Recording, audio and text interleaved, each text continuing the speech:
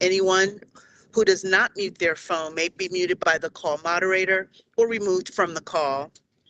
Additionally, if you are not a board member or the CEO and her staff, please turn your video off. I will now read a roll call of the board to identify who is on the call. Please identify yourself first before speaking for the record. I will go through the call for each vote. Commissioner Bondima? Is Bondima with us? Did she make it over? Okay. Commissioner Chinya? Here. Thank you. Commissioner Griffin? Here. Thank you. Commissioner Horwitz? Commissioner McFadden? Yes, I'm here. Commissioner Reed? Present. Commissioner Roberts? Here. Commissioner Sally? Present. And I am here. There are 7 here with 3 absent. Is there a motion to reopen the meeting? So moved. McFadden. Thank you, Commissioner McFadden. Is there a second? Second Reed. I'll take Commissioner Reed. Thank you, Commissioner Reed. All in favor? Commissioner Bondima? Commissioner Chinya? Yes. Commissioner Griffin? Yes. Commissioner Horwitz? Commissioner McFadden? Commissioner Reed? Yes. Commissioner Roberts? Yes. Commissioner Sally? Here. Yes. And I am in favor. This motion passes with 7 in favor and 3 absent.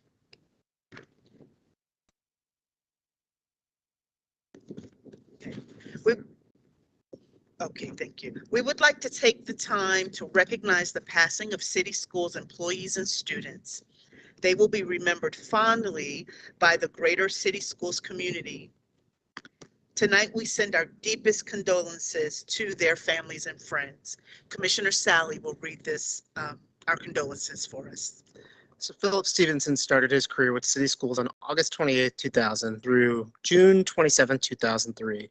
Mr. Stevenson rejoined City Schools on July 10, 2004, where he served the staff and students for a total of 20 years and 9 months as a teacher secondary at Baltimore City College High. Mr. Stevenson unfortunately departed on June 18, 2022, and will be missed greatly by his family, friends, and City Schools. Carlene Eggleston Johnson was a retired City Schools mathematics teacher. Ms. Eggleston Johnston served the staff and students at Pimlico Junior High School and Mergenthaler Votac for 31 years. Ms. Eggleston Johnson unfortunately departed on June 21st, 2022, and will be missed greatly by her family, friends, and City Schools. Dr. Dolores Baden served the staff and students of City Schools as a teacher and moved through the ranks quickly, becoming a principal in several City Schools. Dr. Baden unfortunately departed on July 4th, 2022, and will be missed greatly by her family, friends, and City Schools. Mr. William N. Bill Kotreklakos, pardon the mispronunciation, served the staff and students at City Schools as a teacher and principal of Elmer A. Henderson Montebello and Brems Lane Elementary before retiring in 1993. Mr. Kotreklakos unfortunately departed on June 23rd, 2022, and will be missed greatly by his family, friends, and City Schools.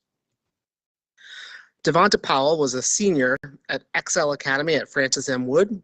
He was a hard worker and had a genuine heart. Devonta would actively advocate for himself and was willing to assist and seek assistance in his classes when he needed it. Devonta was always ready for a celebration. Devonta was a joy to have as a part of our school community, and he will be missed by all of us. Jeremiah Williamson was an 11th grade student at the historic Frederick Douglass High School. His smile lit up the room. He'll be missed by our community. Adanta Anaja Brown attended the Baltimore Montessori Public Charter School for grades 2 through 7. It was here that he developed strong friendships and scholarship, learned to play chess and the mandolin, and was known to both teachers and peers for his compassion and leadership qualities. His admirable nature, exuberance, and helpfulness endeared him to many. He was loved, he knew it, and he generously returned love, peace, and light to many around him.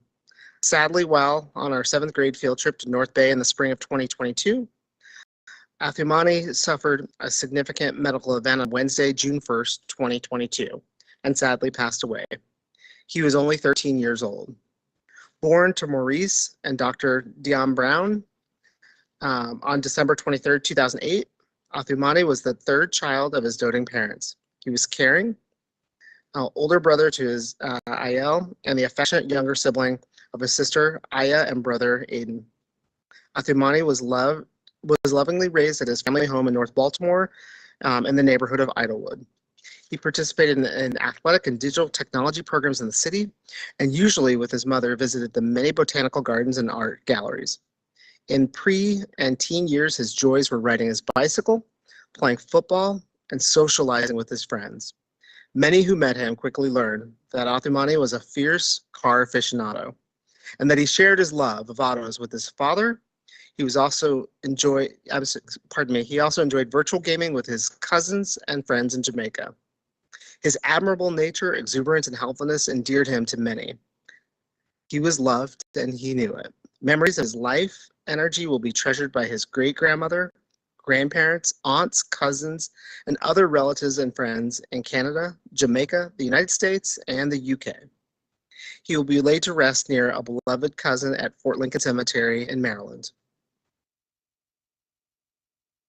Daleen David Benton, the 3rd grade Spanish immersion student at the Baltimore International Academy East, suddenly passed away on June 26. The sad event occurred at the JHU hospital after a brief illness. Daleen was rushed to the hospital after suffering an unexpected brain injury. Unfortunately, Daleen succumbed to the illness just a few days later. He was a loving child. We will miss him dearly. Daleen was an intelligent, inquisitive, and affectionate little boy. As his teacher, I remember Daleen's big smile that can brighten up the entire room. His booming laughter was contagious. He was remembered for his love for snacks and his generosity when it came to share. He was the first to always offer a helping hand. He made himself a protector and stood up for students. Daleen brought joy and happiness to all those who surrounded him, and he will be remembered forever in our hearts. This was from Miss Chang, his 3rd grade ELA teacher. Daleen was very energetic, sweet, happy, always filled with excitement, and always smiling and laughing. He loved anime, dancing and action figures, and role-playing or dressing up as Naruto characters. He always brought toys and action figures in his backpack, along with a sketchbook and sometimes his tablet. He was great at multiplying and loved to help others in math. He told me he wanted to be an artist, but he also wanted to be a lawyer and a landlord. He loved to bring Gatorade to class and loved to walk around with his backpack on because he said the weight felt good in his back. He snuck up to Miss Cheng's class a few times by staying in the back of line so I wouldn't see him behind. His father passed away at the beginning of the school year, and despite his loss, he always kept a smile on his face and always kept trying to make others laugh. My students were always doing a dance, which he started because he wanted to get to class to laugh. He was very strong, capable, smart, and warm. He was very sensitive and extremely honest, very quick to admit to, fix a mistake, and just as quickly he'd forgive mistakes made by others and move on and was ready to play again. That was from Senorita Gutierrez, his 3rd grade immersion Spanish teacher. Take just a moment to honor the lives of those who passed this evening.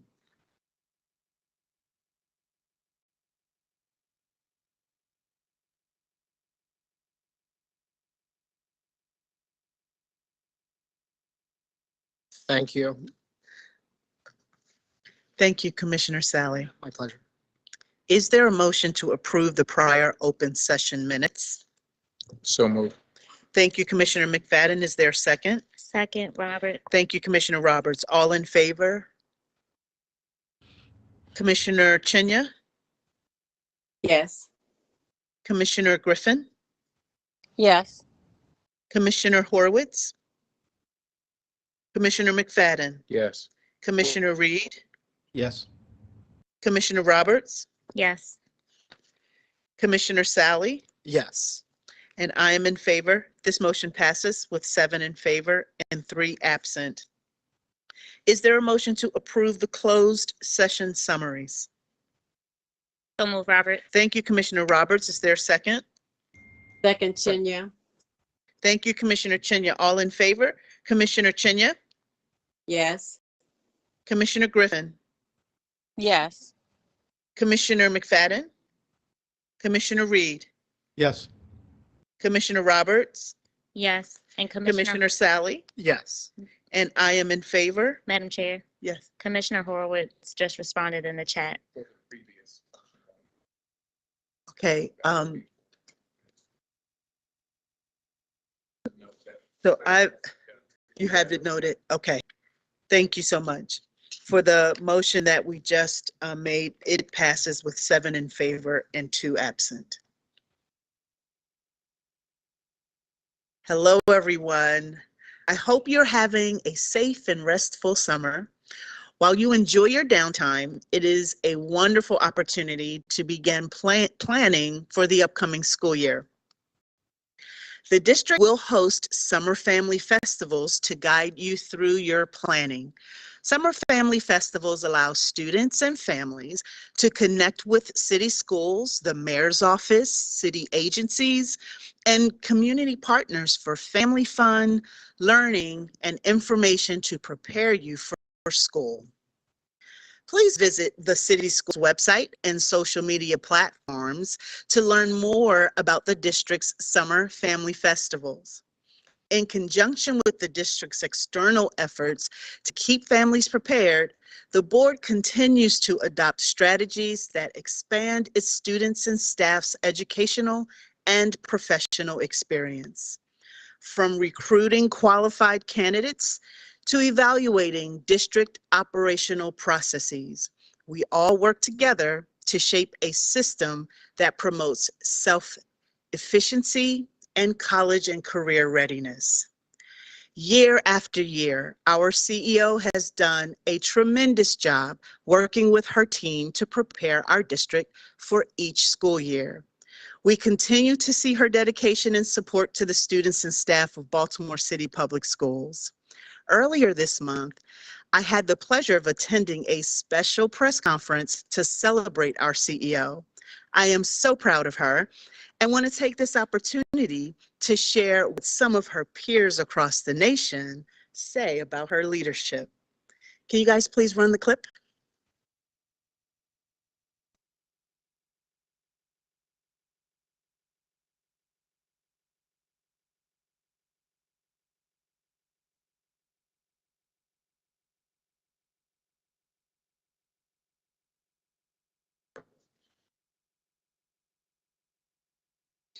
Hey, Jessica, we can't hear anything yet. Can you start it over and unmute?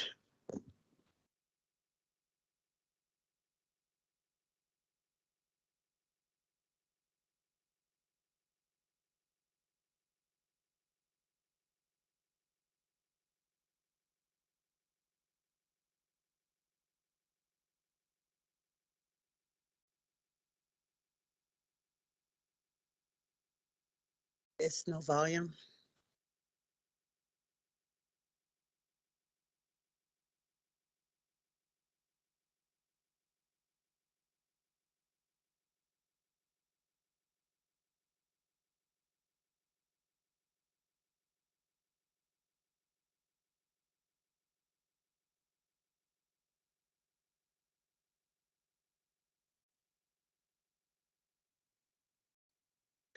Hey, Jessica, I'll try to play it on my end. I think there's some issues with the volume. Unless you want to try one more time. Let me see.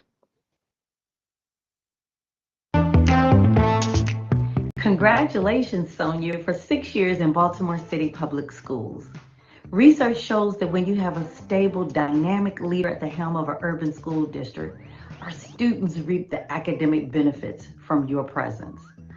I am so proud to call you my colleague in the state of Maryland, and I firmly believe that the best is still yet to come for Baltimore City. Congratulations. Sonia, coming to you from Charleston, South Carolina, and just could not miss the opportunity to celebrate you for who you are, how amazing you are. City of Baltimore is so fortunate to have you. And more importantly, I feel so incredibly blessed to have you as one of my sister suits. The love runs deep. Thank you for being the leader you are. but also the woman you are, the woman of God that you are. We celebrate you today, and let's keep rocking it out together. Congrats. Hi, hello from Omaha, Nebraska. I'd like to wish my colleague and dear friend, Sonia Santelises, congratulations on being recognized by the city of Baltimore. You know I'm from Maryland, and so that makes you my homie. Congratulations on your recognition. Hi, Sonia. I just wanted to take a moment to say congratulations on this incredible milestone. What a testament to your extraordinary leadership. As you stay focused on students and their families to ensure their communities get everything that they need to succeed, you have been able to move outcomes for students that are quite remarkable. And we are so incredibly proud of you. So congratulations, get some rest this summer, and get ready for the next several years there in Baltimore City. Sonia, it is indeed my pleasure and honor to send you this message of congratulations. Your leadership is one to be inspired by. You have led with faith and grace, and you continue to keep your eye on the prize, which is ensuring our students receive a high-quality education. Congratulations. Hi, Dr. Santelises, and congratulations on 6 years. The children of Baltimore City are so lucky to have your leadership. I continue to watch from the sidelines and remain humbled, awestruck, inspired by your leadership, your bold vision for learning, all you do every single day for your children and for all of us. I want to say thank you, truly and personally, for all you pour into not just only Baltimore City, but all of the leaders in our community. We all know that the seat is hard, it's lonely, but you wear this crown with distinction. You are an exceptional superintendent, the best of the best. Congratulations on 6 years, and I hope there are many, many more to come. Congratulations to my colleague, friend, and sister superintendent, Sonia Santelises. The superintendency is not for the faint of heart, yet you do it with grace and style. You do this life-changing work every single day.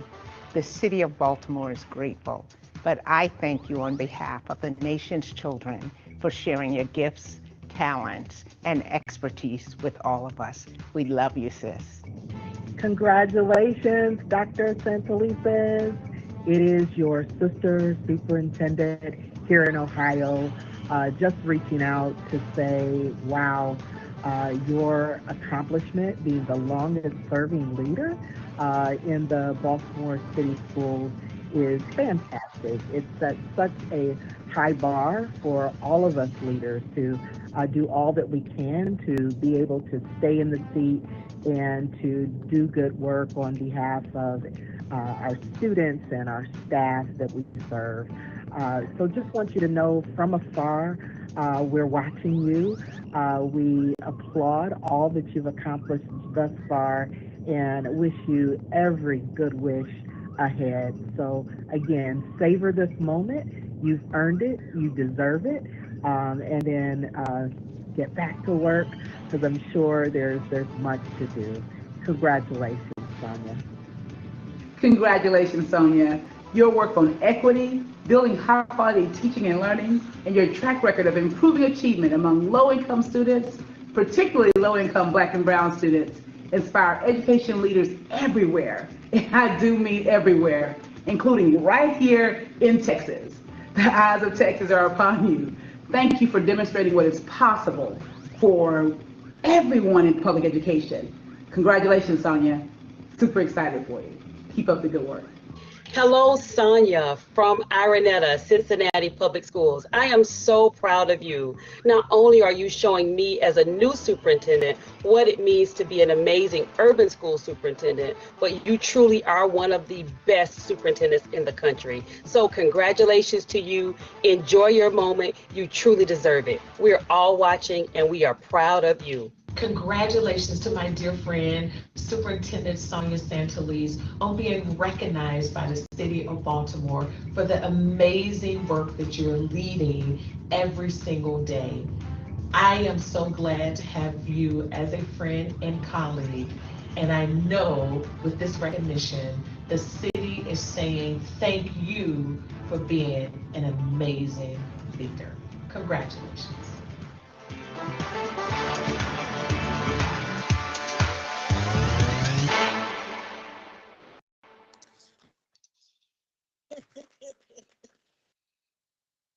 We are so proud of our CEO, and I know that for those of you who've watched the video, you're just as proud of her as we all are on the board. So my colleagues and I look forward to the new school year's endless possibilities with this fearless leader.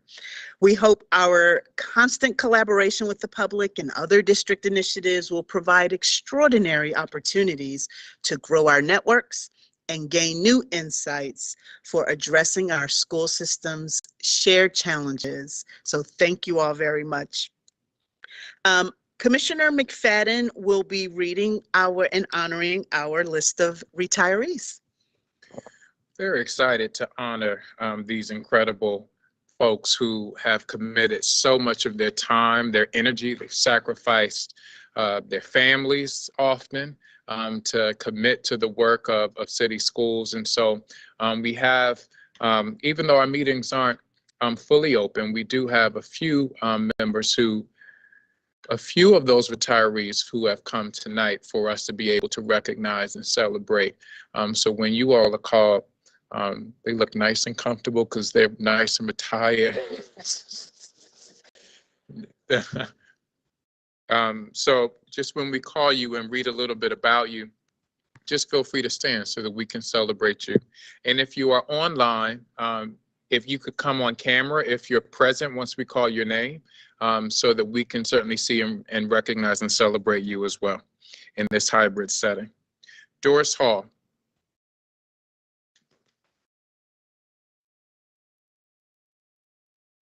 Ms. Hall began working with Baltimore City Public Schools on January 16, 1991.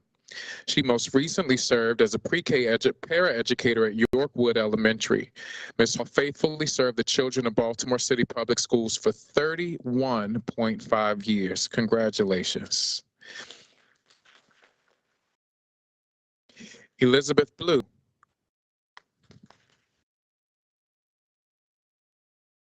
Ms. Blue began working with Baltimore City Public Schools on August 29, 1991. She most recently served as a secondary teacher at Glenmount Elementary Middle School. Ms. Blue faithfully served the children of Baltimore City Public Schools for 31.1 years. Congratulations. Thank you for your service. Ms. Jeannie Thomas.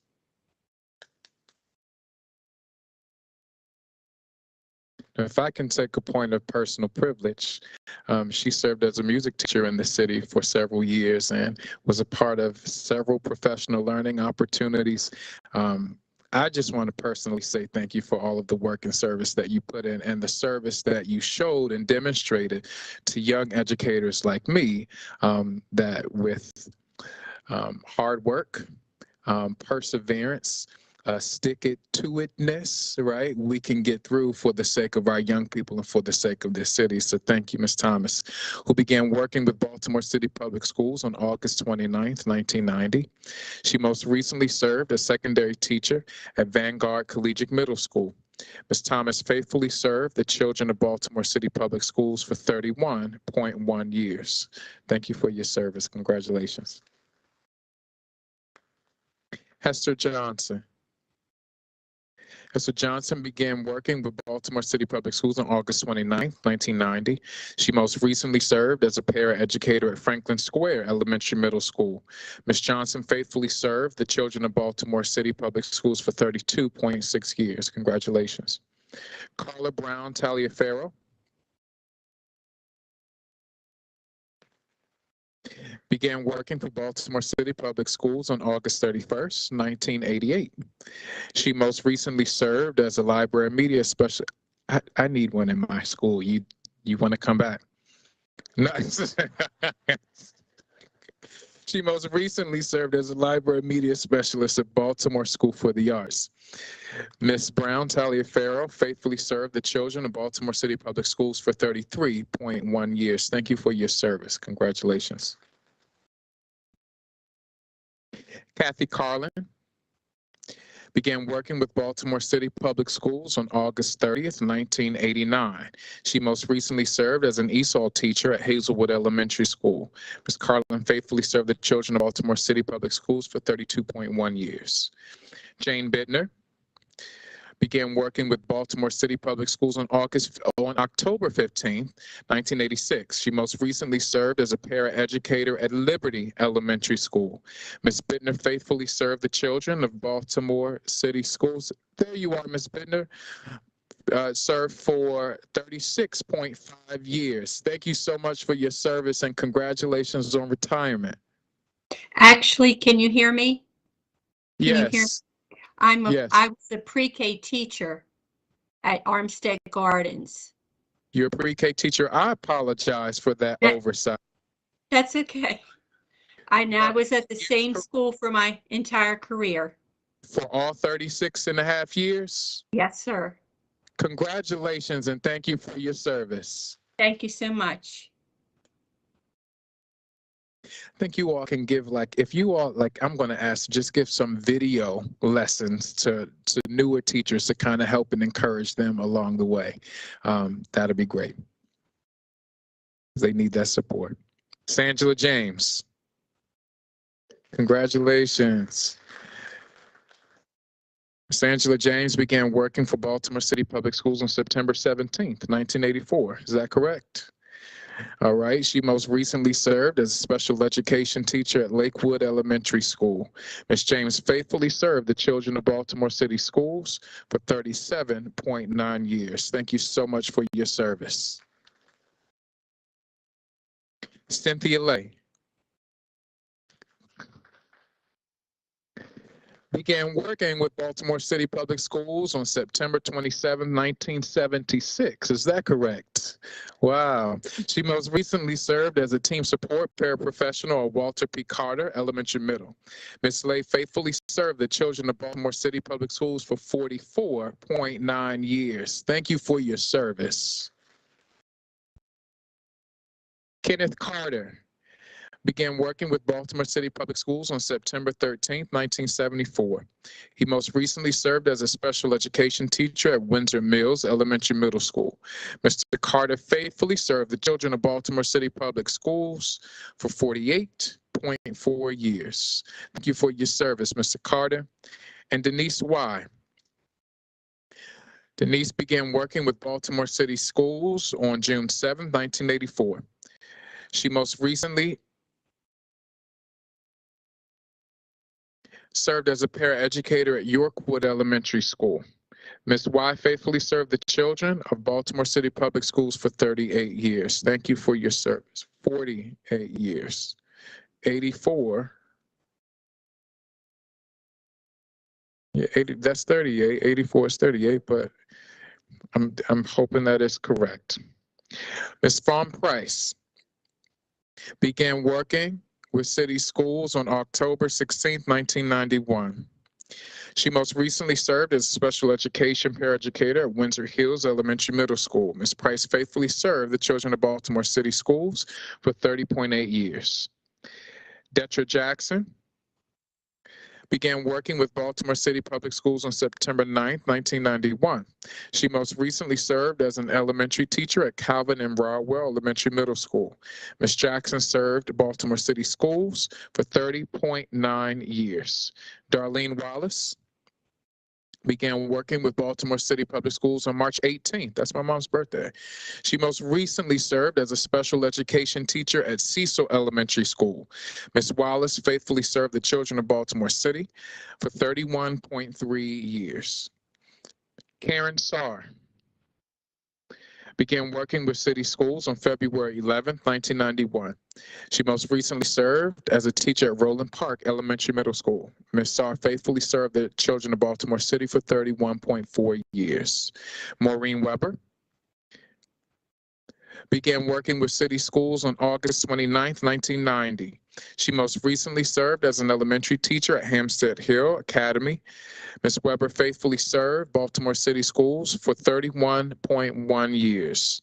Janice Boone began working with Baltimore City Schools on November 13, 1989. She most recently served as a secretary at Garrett Heights Elementary Middle School. Ms. Boone faithfully served the children of Baltimore City for 32.7 years. Cynthia Miller began working for Baltimore City Schools on August 30th, 1989. She served most recently as a teacher at William Bear School. Ms. Miller served Baltimore City for 32.1 years. Dana Deese began working on August 30th, 1989. Most recently, she served as an educational specialist citywide, supports for special populations. Ms. D served for 33.8 years. Lee Folks began working for City Schools on June 27th, 1987. He most recently served as a 12-month custodial worker at Baltimore City College High School. Baltimore City College. Mr. Folks faithfully served the children of Baltimore City Schools for 35 years. Joyce Horton Murray began working for City Schools on December 8th, 1986. She most recently served as a teacher at Baltimore Polytechnic Institute. Mrs. Horton Murray faithfully served for 35.7 years. Linda Tate Mitchell began working with City Schools on August 27, 1986. She most recently served as a teacher for home and hospital programs. Ms. Tate Mitchell faithfully served for 35.1 years. Robin Oliver began working for City Schools on October 15, 1986. She most recently served at Liberty Elementary School. Ms. Oliver served faithfully for 35.8 years. Cynthia Harris began working with City Schools on November 28, 1984. She most recently served at Utah Marshburn Elementary School. Ms. Harris served for 37.7 years. Ruby Hurt began working for City Schools on October 24, 1984. She most recently served at Beachfield Elementary Middle School. Ms. Hurt served the children of Baltimore City for 37.8 years. Sandra Clark Linkins began working for City Schools on September 29, 1982. Most recently as a special education teacher at National Academy Foundation High School. Ms. Clark Lincoln served for 39.9 years. Denise Brown I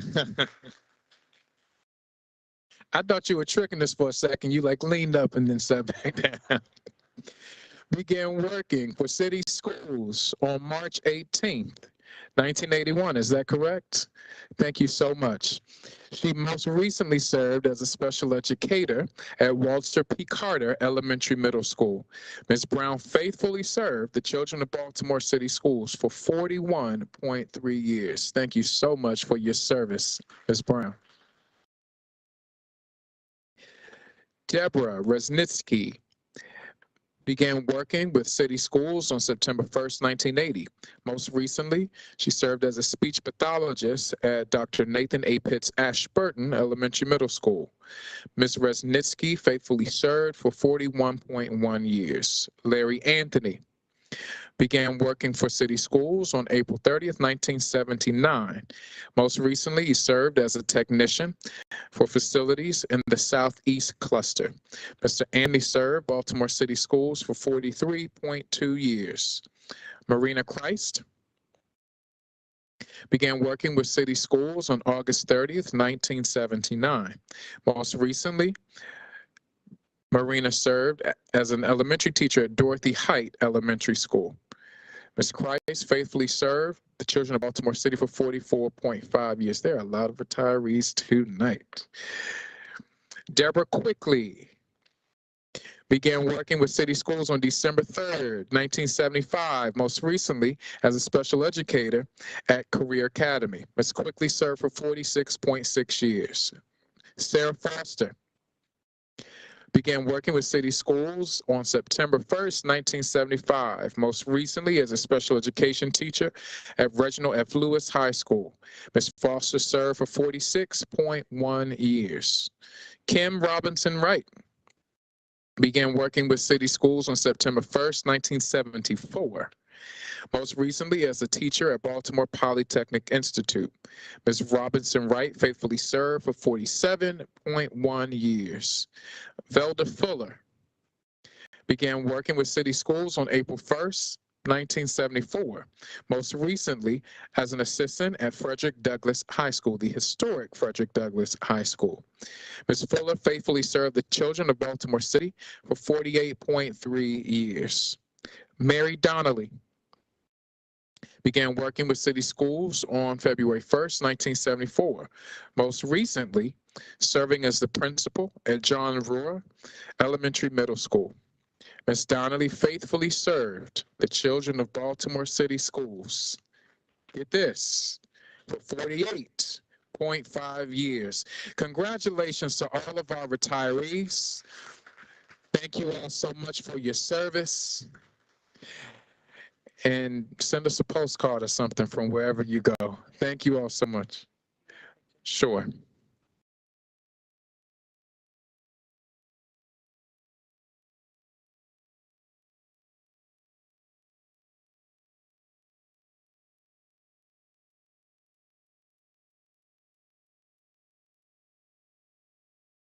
Members of the public, just give us a few moments while we transition.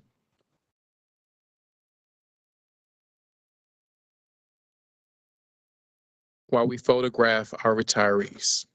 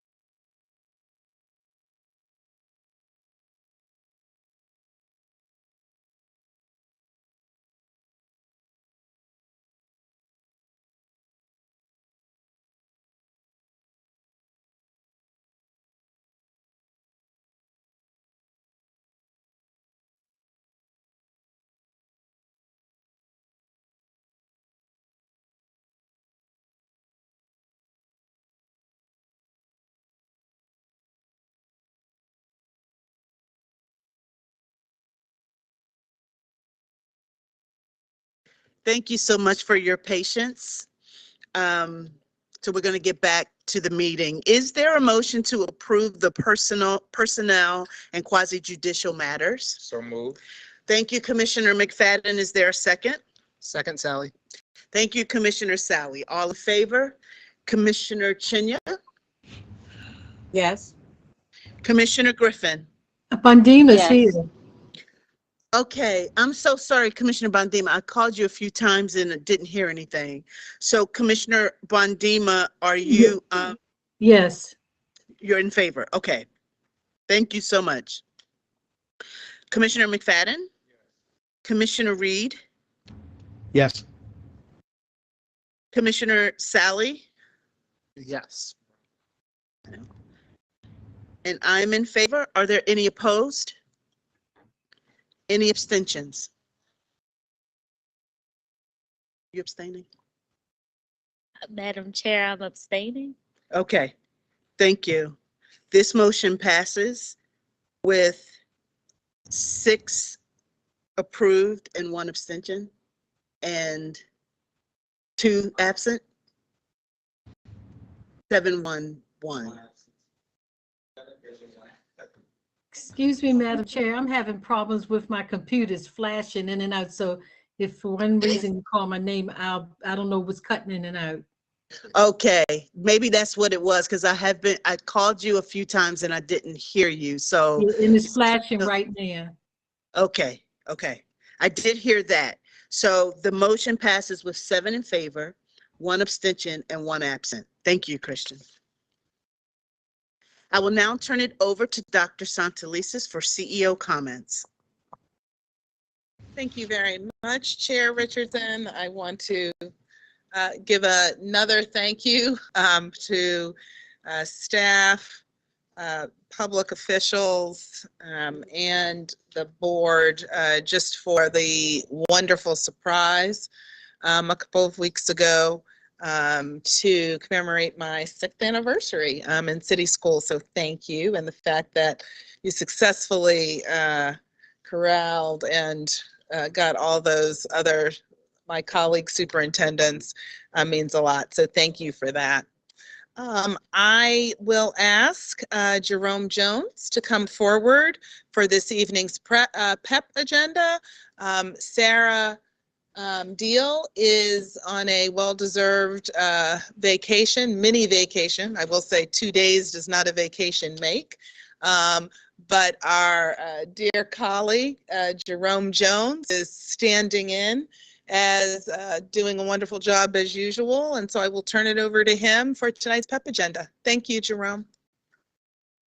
Good evening, Dr. Santelises and board members. I present the PEP for your review, beginning with appointments in the Office of the Chief Academic Officer. James Charles, currently teacher, secondary, Baltimore City College, be appointed Educational Specialist 2, Fine Arts, Visual, and Performing Arts, effective August 15th.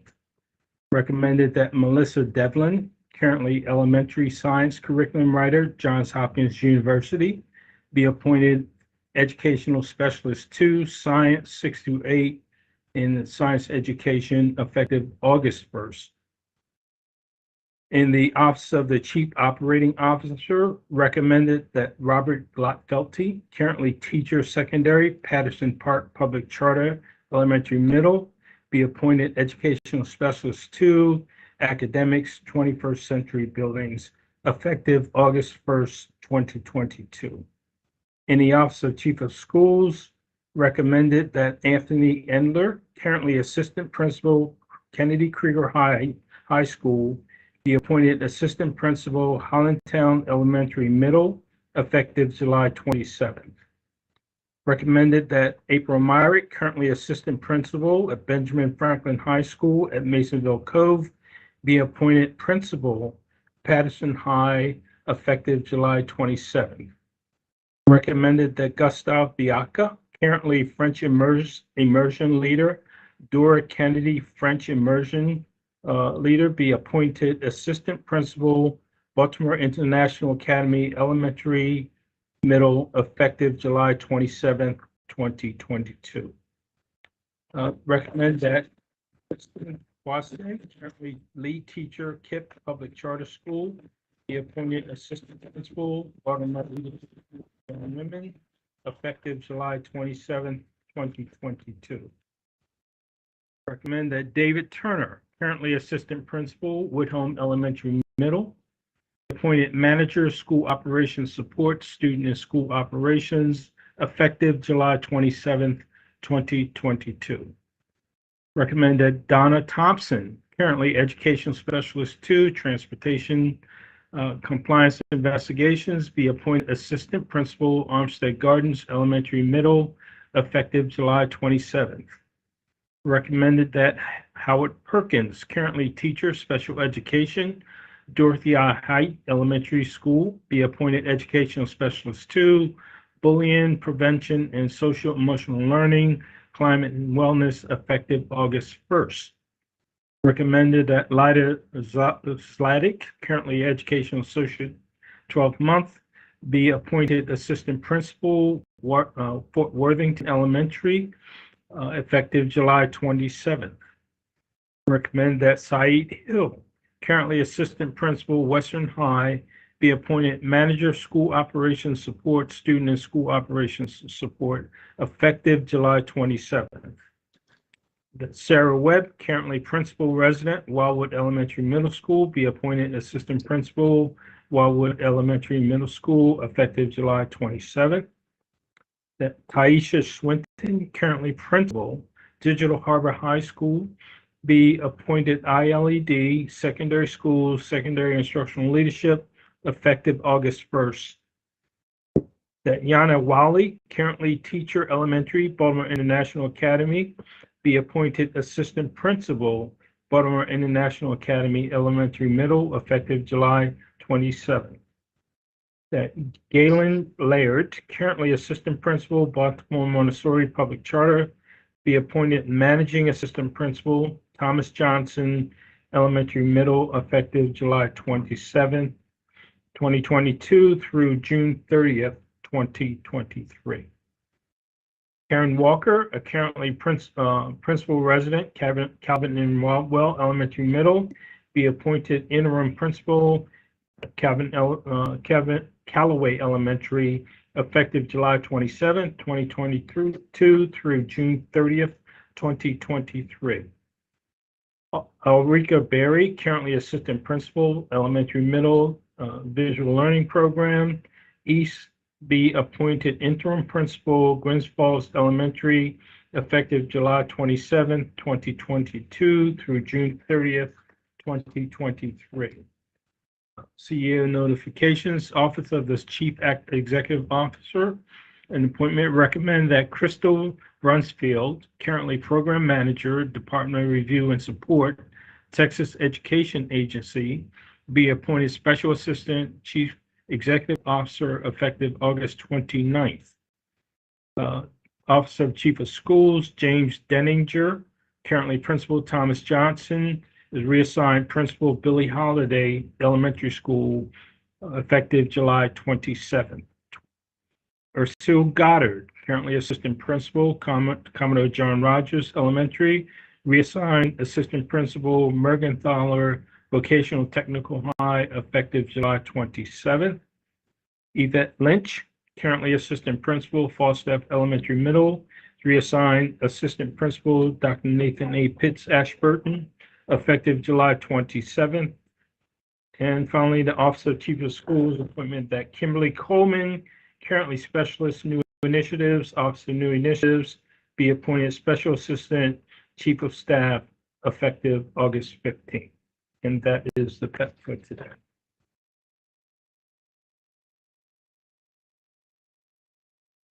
Thank you very much, Mr. Jones, as usual, stepping up to the task. So I appreciate it, sir. As is our practice, I do want to highlight some of our first-time principals. First, Ulrika Berry served as the first assistant principal of the Virtual Learning Program West in city schools.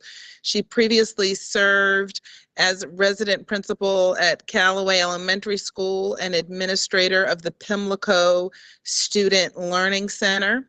In 2003, she was named Dunbar Middle School's Teacher of the Year. Ms. Berry has served as an instructional coach, lead teacher, and teacher for 28 years. She is certain that a school community focused on social emotional learning, equity of voice, individualized rigorous instruction, career readiness, and technological literacy will enable all students to learn while enhancing their quality of life. Ms. Berry earned her bachelor's degree and master's degree in teaching from Coppin State University. Congratulations. Next, Karen M. Walker was a new leader, resident principal last year at Calvin M. Rodwell Elementary Middle School. She has been an assistant principal with city schools for 12 years, with 8 years serving at Glenmount Elementary Middle School. As a product of city schools and the daughter of a former city schools educator, Ms. Walker's love for educating children began early in her life. She continues building the legacy of educating youth, which her mother modeled for her many years ago. She believes that building relationships and trust with students will ultimately help them to value not only themselves, but the educational experiences they encounter daily. Ms. Walker holds a master's degree from the University of Maryland, Baltimore County in urban education and a bachelor's degree from Stevenson University. Congratulations, Principal Walker. Next, April Myrick has served as an assistant principal for 9 years, most recently at Benjamin Franklin High School and formerly at Heritage High School. April began her educational career in a middle school in a suburb of Shanghai, China, with the intent of mastering Mandarin, but in turn fell in love with teaching. Upon returning to the States, she enrolled in a project site support at Johns Hopkins University in partnership with city schools to earn her teaching certificate. She has been an educator in city schools for 19 years, initially as a social studies teacher and subsequently holding various leadership roles. April's motto is "Excellence is expected and distinction is our goal," which was plastered on a wall at Lincoln University, where she earned her bachelor's degree. She also holds a master's degree from Johns Hopkins University. Congratulations, Principal Myrick. I would also like to recognize several of our retirees, as Commissioner McFadden did this evening, with our thanks for their service to the city schools community. And I'm trying to see, actually, I'm thinking, Commissioner McFadden, you probably hit all of these people before, so then I'm not going to worry about that. I just want to add my thanks to, as I'm looking at the list, I think you did hit everybody. I want to give thanks to all of our retirees with our sincere best wishes for health and happiness in your well-deserved retirement.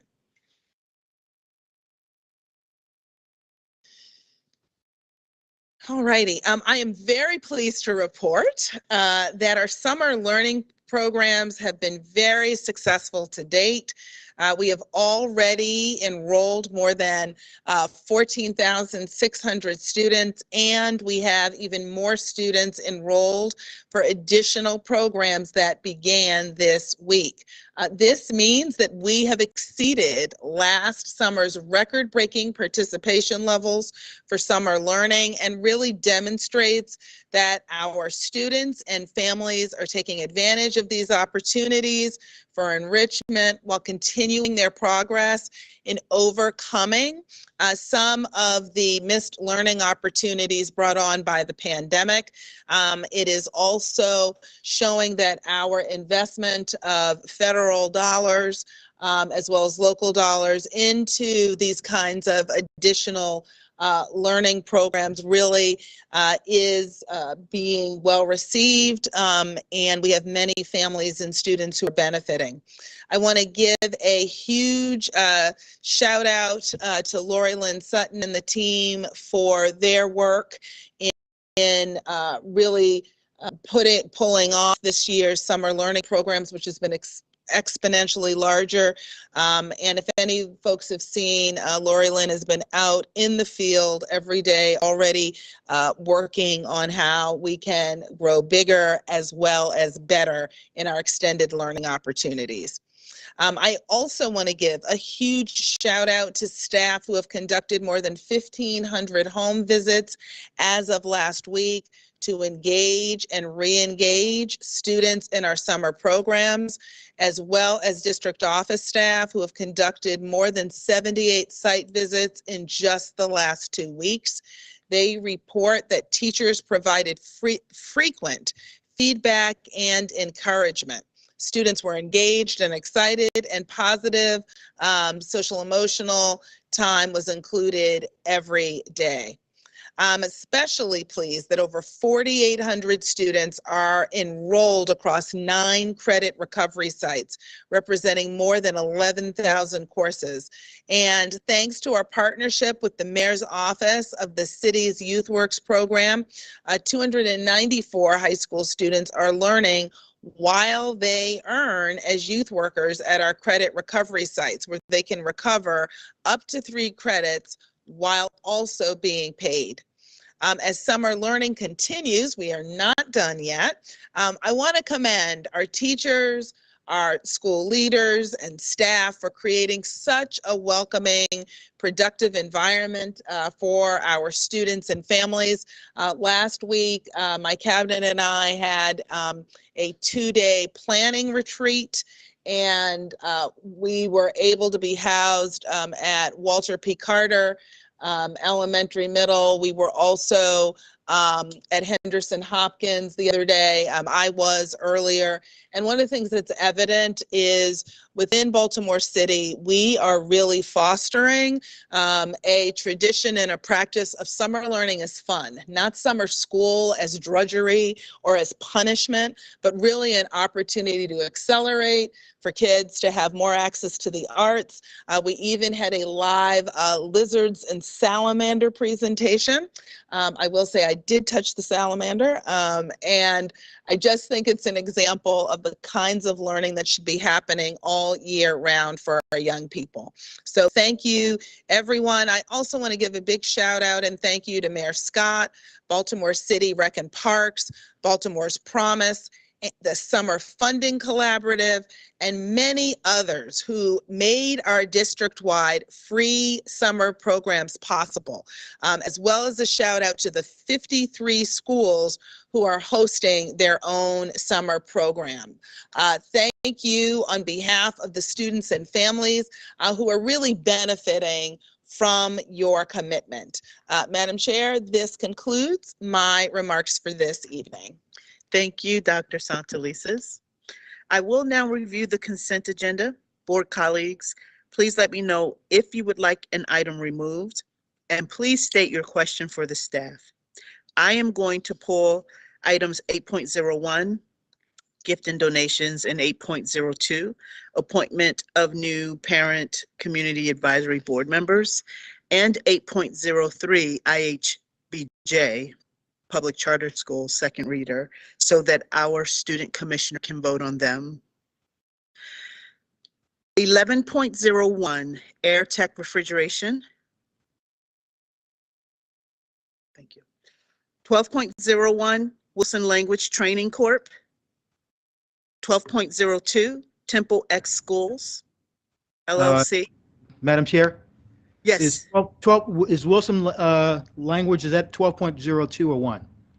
That's 12.01. Okay, can I pull that for just an explanation of how successful the program's been? Okay. Because we've increased the scale. Okay. Thank you. And I'm hoping the staff heard that. Thank you, Commissioner Reed. 12.02, Temple X Schools, LLC. 15.01, School Health Corporation, Healthcare Supplies and Equipment. 15.02, HVAC and mechanical services. 15.03, pump, electric motor, and related equipment repair, maintenance, inspection, and testing. 15.04, fire protection system repair, replacement, maintenance services. 15.05, IG Burton Company, Inc., school buses. 16.01, Aon Consulting, Inc. 18.01, Whiteford, Taylor, and Preston, LLP. 18.02, Carney, Callahan, Bressler, Bennett, and Scher. 18.03, Shaw Rosenthal, LLP. 19.01, Student Wholeness and Physical Activity, Extended Learning Services. 19.02, Student Wholeness and Physical Activity, Extended Learning Services, Healthy Little Cooks. 19.03, Student Wholeness and Physical Activity, Extended Learning Services, Beat the Streets. Madam, I'd like to pull that one also. I guess my question is, I'd really want the dads to hear this because it's a great program in terms of physical education and academics for the kids. Got it, thank you. And I hope the staff has heard that as well. 19.04, Baltimore City Health Department Nursing Services. 20.01, Scholastic, Inc. Okay, we will be pulling two items then. 12.01 and 19.03. Thank you. We will now move to public comment. Speakers from recognized groups will have the opportunity to speak for 5 minutes. We have Nathan Farrell representing the Baltimore Teachers Union.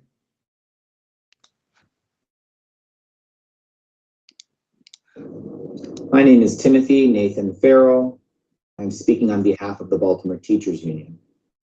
Over the past several years, the staffing crisis has been growing in our state's public schools. In Baltimore City Public Schools, the crisis has reached an acute level as we prepare for the 2022-23 school year. On March 15th, the Operations Committee reported to the board on Educator recruitment and readiness. The committee cited teacher supply shortages being compounded by the Great Resignation and acknowledged increasing dissatisfaction among educators across roles since the start of the pandemic in 2020. On June 14th, the Operations Committee presented to the board the Personnel, Employment, and Payroll Report outlining nearly 400 retirements and resignations. Recently, local news outlets have reported over 700 vacancies in Baltimore City Public Schools. The BTU has asked to partner with the district on this crisis. We've asked for staffing reports and hiring information throughout the year, and the district has not met or responded to our requests. It is our position that the board should be discussing and planning for an unprecedented staffing shortage for this coming school year, and that the BTU should have access to staffing reports and hiring information as we partner with district leaders to manage this crisis. This school year will require even more sacrifices from BTU members as they work in severely understaffed schools. Those of us who were school-based personnel last year worked through the daily misery of chronically understaffed work sites due to general vacancies and COVID-related absences. We as educators stood up and we stepped in by providing countless hours of uncompensated class coverage. As we dealt with exacerbated behavior issues and mental health crises with our students due to the pandemic, educators sacrificed planning periods to provide hall or cafeteria duty, and we used our planning time to provide de-escalation spaces in our classroom to support students experiencing a behavior crisis, all because our buildings were not fully staffed to ensure safe learning environments. BTU members shifted endless hours of work to our evenings and our weekends as the district piled on more work deliverables such as SLPs. The vacancies for mid-year resignations due to burnout from workload issues and from the general lack of respect that educators in city schools experience were compounded by additional resignations of members having to make personal health decisions due to dangerous working conditions in our buildings, where the pandemic MOUs negotiated by the BTU were not being honored by principals or district leaders.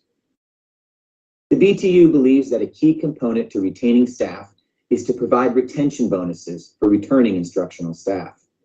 We have offered proposals on how to structure these bonuses that would make it easier to attract, recruit, and hire new staff. We have discussed these matters repeatedly over the past 2 years, and we strongly believe that a retention bonus is one crucial tool that the board should not overlook. We hope that the board is discussing these matters with its bargaining representatives. The BTU has also suggested how to handle the substitute teacher shortage and how to structure additional pay to teachers and paraeducators who are being asked or required to provide classroom coverage due to staffing shortages in their buildings. Relying on the same broken and unsustainable system of educators losing planning periods and their duty-free work time to provide classroom coverage and the district not compensating them for their lost planning periods is a failed strategy. As educators shift their instructional planning, grading, parent outreach, and other responsibilities to the evening hours and our weekends, since the workday is never sufficient for the demands placed upon us to complete our duties, then even more people will leave mid-year, exacerbating our already dire situation. The BTU has offered proposals on how to mitigate the substitute workload challenge and the class coverage issues, and we stand ready to continue discussing these proposals. We hope that the board is discussing these matters with its bargaining representatives. President Brown and the Baltimore Teachers Union want to help implement solutions that will keep educators in the classroom and reduce the amount of resignations that are taking place. We ask that every member of the board please reach out to President Brown so that we can partner with the district on understanding the scope of our staffing crisis and supporting to ensure that schools are safe and healthy places where our students can thrive.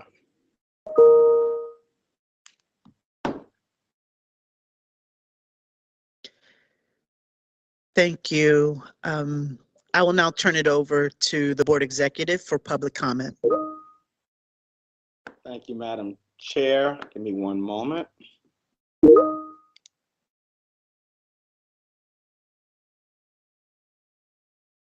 Okay, first we have Ms. Keisha Goodwin commenting live. Ms. Goodwin, are you available?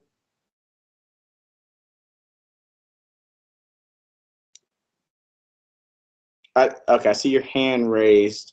Ms. Can you Goodwin? hear me? Yes, now we can hear you. Thank you. You have 3 minutes. All right.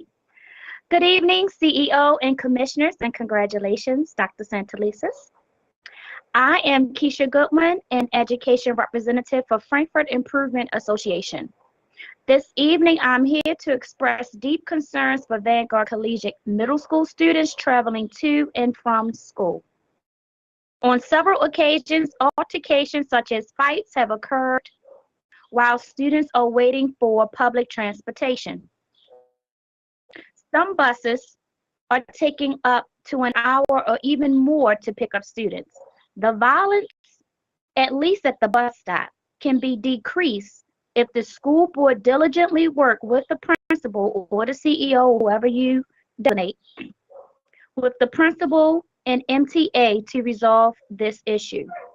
There are opportunities to have bus ports around Vanguard, such as some of the bus ports that we do at our high schools, and also to have more frequent or just frequent pickups instead of an hour apart, maybe 30 minutes apart for each bus line.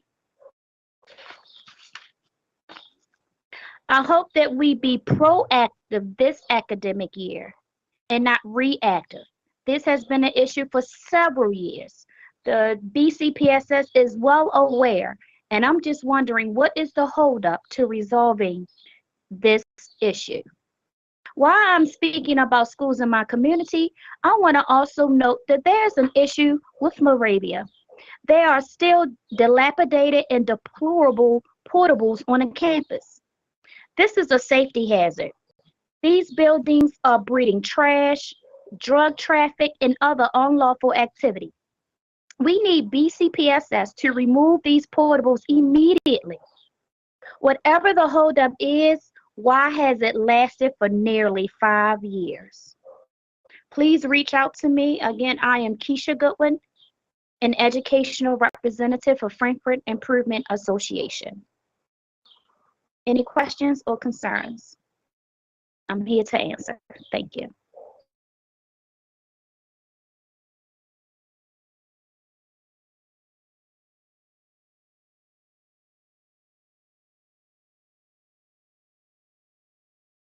Yeah. Thank you, Ms. Goodwin. Next, we have a video from Ms. Melissa McDonald.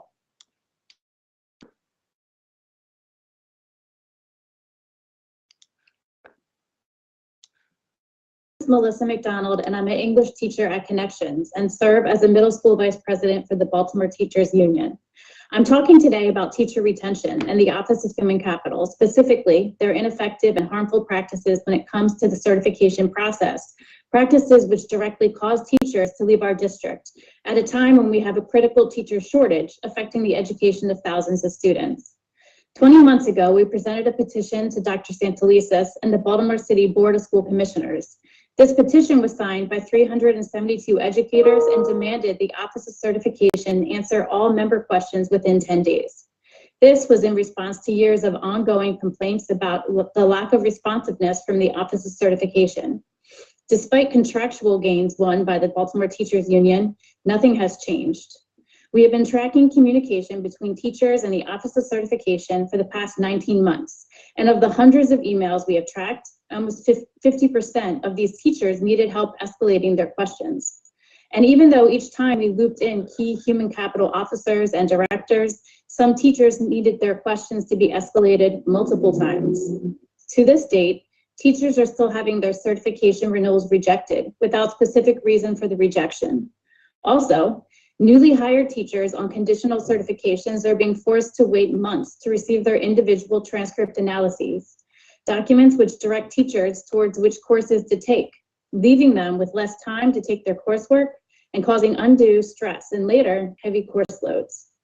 The Office of Human Capital has assured the BTU they would hire a second district certification specialist known as a CAP. Even though this key position requires 6 to 12 months of training, as of today, there is no job listing for a second CAP employee on the BCPSS job website. These failures fall upon the Office of Human Capital, our CEO, and now the school board, who continue to not fix the Office of Certification to make it responsive to teachers' needs. To be direct, we at the BTU are requesting the board, 1, respond directly to the BTU and our members regarding steps to address this ongoing certification crisis. 2, ensure the priority hiring of a second CAP analyst. 3, ensure the BTU be included in the tracking of certification questions and renewals, an agreement Jeremy Grant Skinner made 20 months ago. 4, ensure newly hired teachers on a conditional certification receive their individual transcript analysis within 2 weeks of hire so they can enroll in fall coursework and utilize their full 2 years to earn their certification. Please respond and take steps towards resolving some fundamental issues which continue to affect teacher retention in our district. Thank you.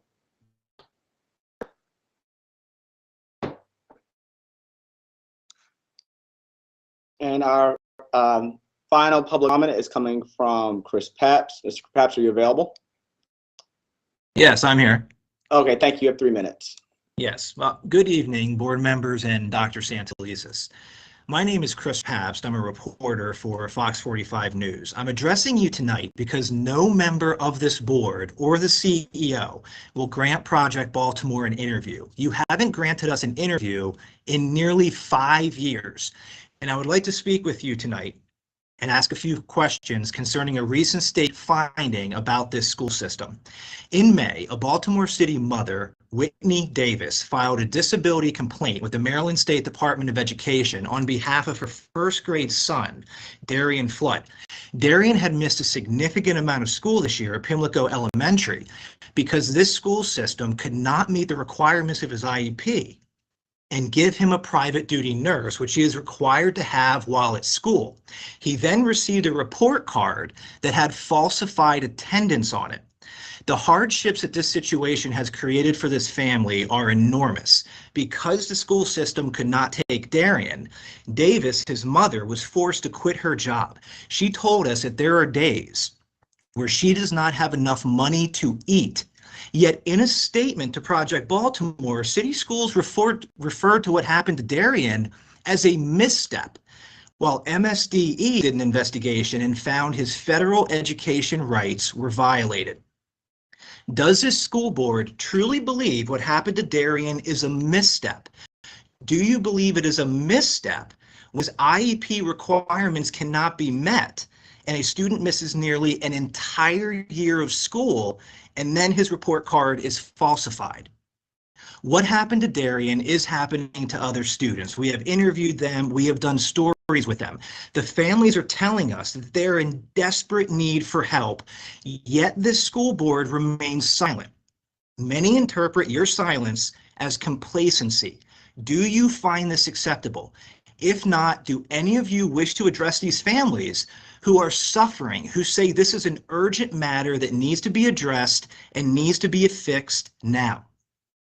Many students with disabilities are in the school system and they are not getting the services they are federally required to get. Is this board doing anything to investigate how many students like this there are in the school system? How many students like Darian are not getting the education they need and not getting their IEP fulfilled? How can you assure Baltimore City families that this will not continue to happen?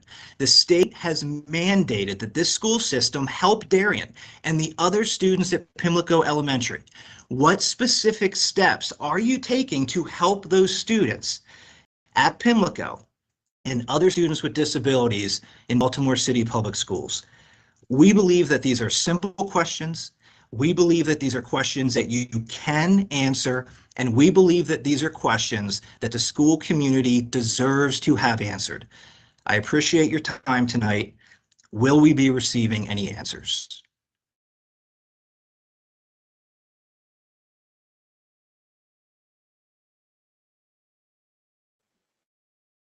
Thank you, Mr. Pepps.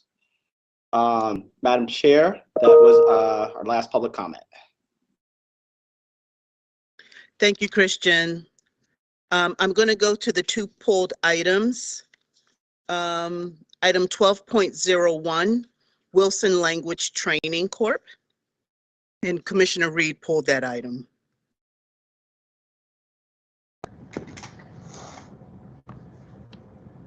Yep, good evening. I'm here and can certainly speak, Commissioner Reed, to your question. So the contract that we are asking for an increase for the Wilson reading programs actually encompasses multiple programs. It includes both our Foundations program, which we recently expanded to include grade 3, and then a newer branch of this work that extends into grades 4 and 5 called Just Words. And so that program has also been expanded to be utilized as a supplemental option for all of our elementaries. So part of what we have used this past year to really assess is a small group of schools using Just Words and seeing some really important impact in their literacy foundational work as measured by Amplify and our DIBELS data. That indicates that having a programmatic space for 4 and 5 is a good use of instructional, sort of some of our academic recovery funds. So you are seeing an increase in the contract because we're increasing the scope of both of those programs. Additionally, we know that schools need to supplement each year with buying some of the consumables that are a part of each of those. And particularly in grade 3, where we have rolled it up again, the original contract needed to really be reconsidered in light of these expansions. And we are seeing that systematic use of both of those programs is really providing us some important growth data for students. Thank you. Yep.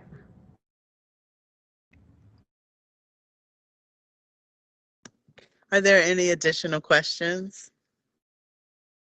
Board, I don't see any hands up and none in here. Thank you so much. The next item was 19.03, and that was Beat the Streets, Baltimore Corp.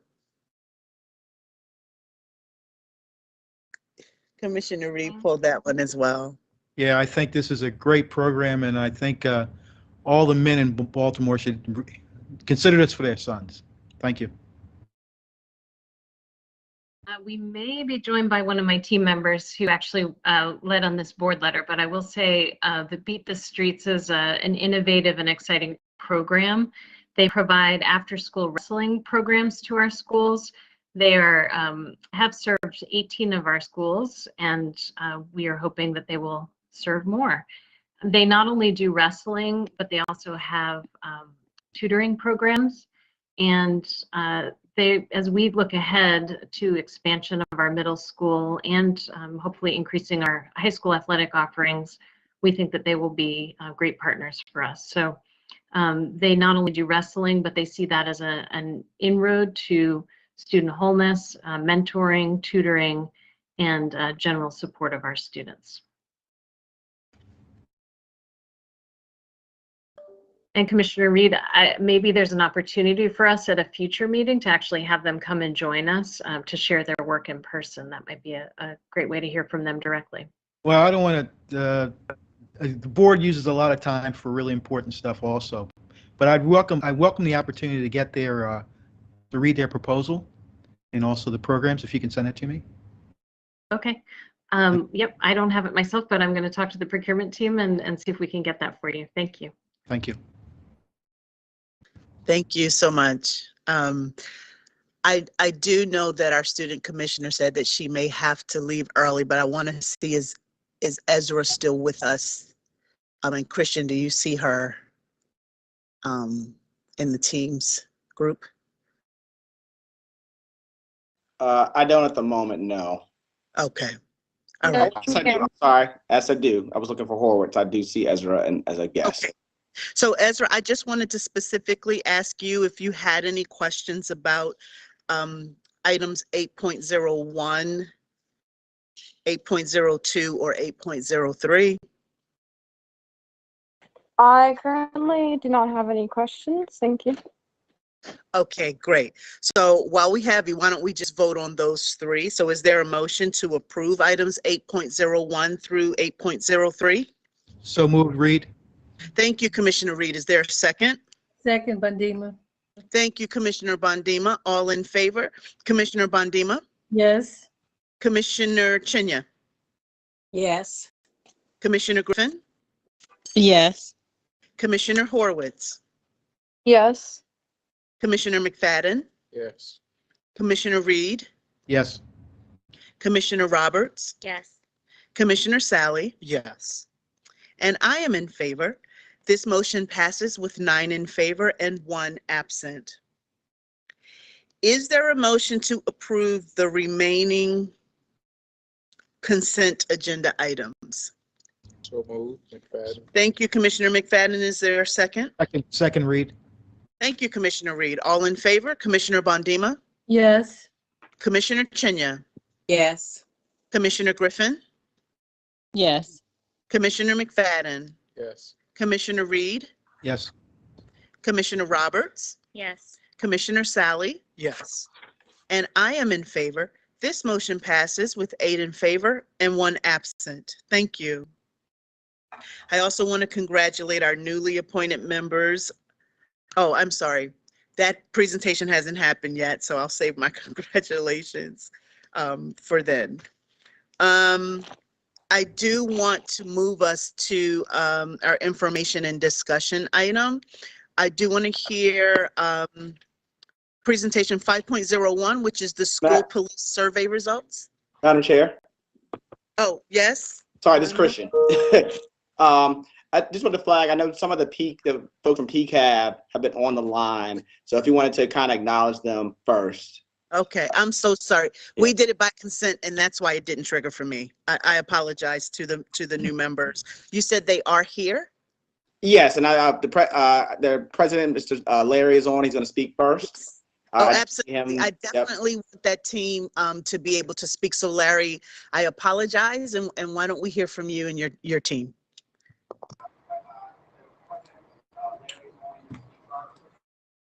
Hello, can you guys hear me? Yes. So I just really wanted to just thank you. Well, good evening, commissioners and Dr. S. And I just really wanted to thank you all for a great school year. Really building the relationship with the commissioners and Dr. S. and Chief Ihbj and her team has really been beneficial to the work of PCAB, and I'm sure been pretty helpful to you guys as well. And I also want to publicly thank 2 members Miss Jessica Fauntleroy and Miss Amanda Obi for their time with PCAB. They just ended a very long term, both of them. And I'm really excited to welcome the three new members of PCAB. We had an extensive search for folks, had a great interview process. We had some folks that were a little upset with the process, but we tried to stick to it. And we really feel like we have some of the best folks in the city joining us, and you guys have the list. And I would like to actually take this time to welcome them to speak at this time.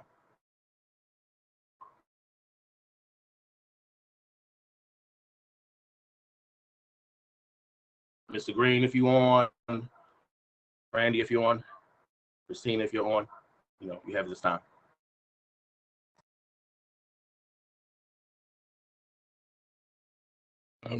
Good evening, everyone. My name is Jason Green, Executive Director of New Salem Community Learning Center, Charter Operator of New Salem Academy, and new PCAB board member. I'm very excited to be on board and being able to help out. Thank you very much.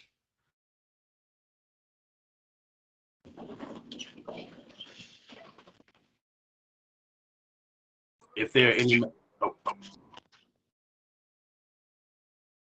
if we have any other members that like to say something, you have that time.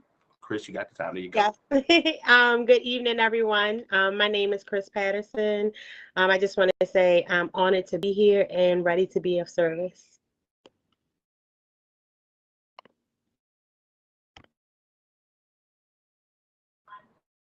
Chris, I like the artwork that was behind you. I'm not sure if it's a personal piece, but that's a nice piece of art back there. Thank you. His name is Breezy Art. He's amazing. Nice. Thank you. Well, thanks everybody for your time, and we're finished for now. Thank you. Thank you so much, Larry. I am excited to work with you all again this year. And I'm excited to work with your new members. So thank you. We will now hear a presentation on school police survey results.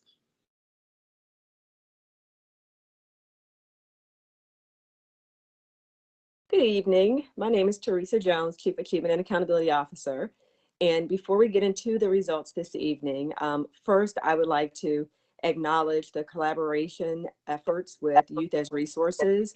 As you may recall, Baltimore City Public Schools made a commitment to including student feedback into our ongoing understanding of how the school police experience plays out in our schools. And so while the board added a compliance requirement around the implementation of a survey, we've been in a space where we haven't been able to actually conduct the survey due to the pandemic.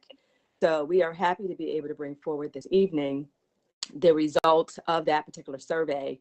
And we're also grateful for the leadership of Youth as Resources as partners, both in the initial design of the survey and their advocacy that actually led to it being included as a compliance requirement, as well as their presence this evening as we share the results. So the way that we are planning to share them is we will have members of the city schools team, first and foremost, go through the results. We will create an opportunity for those representatives from Youth as Resources to share their reflections and thoughts as we proceed with some of the next steps. And then we will also have city school staff speak to some of those next steps as well.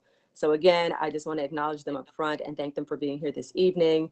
And I'm also going to thank Dr. Christopher Wan, who will be the primary presenter on behalf of my office, the Office of Achievement and Accountability, as we share the results this evening. Thanks, Teresa. My name is Chris Wan, and I'm the Director of Research for City Schools and work with Teresa in the Office of Achievement and Accountability. I've had the pleasure of working on the school police report card survey now, really going back, I think, to 16-17 was the first year. So it's been 5 years. It's been really a unique survey opportunity for us. It gives us a chance to hear from our students about their relationships with school police and the quality of their interactions with our school police. And it's also unique because it's really one survey that we really have co-developed with our students and young adults in Youth as Resources, the Baltimore Algebra Project, and other youth organizations. So all the questions we ask are based on discussions with them and have been co-developed. And that's really a unique thing in kind of our survey portfolio. Getting a survey has been going on for a number of years. It became part of the policy ECAE in 2018.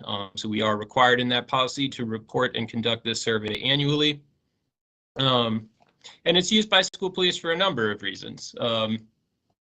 The importance of the survey, really, it gives a voice to our students. It's an anonymous survey. It gives them an opportunity to weigh in on their relationships and day-to-day interactions with school police.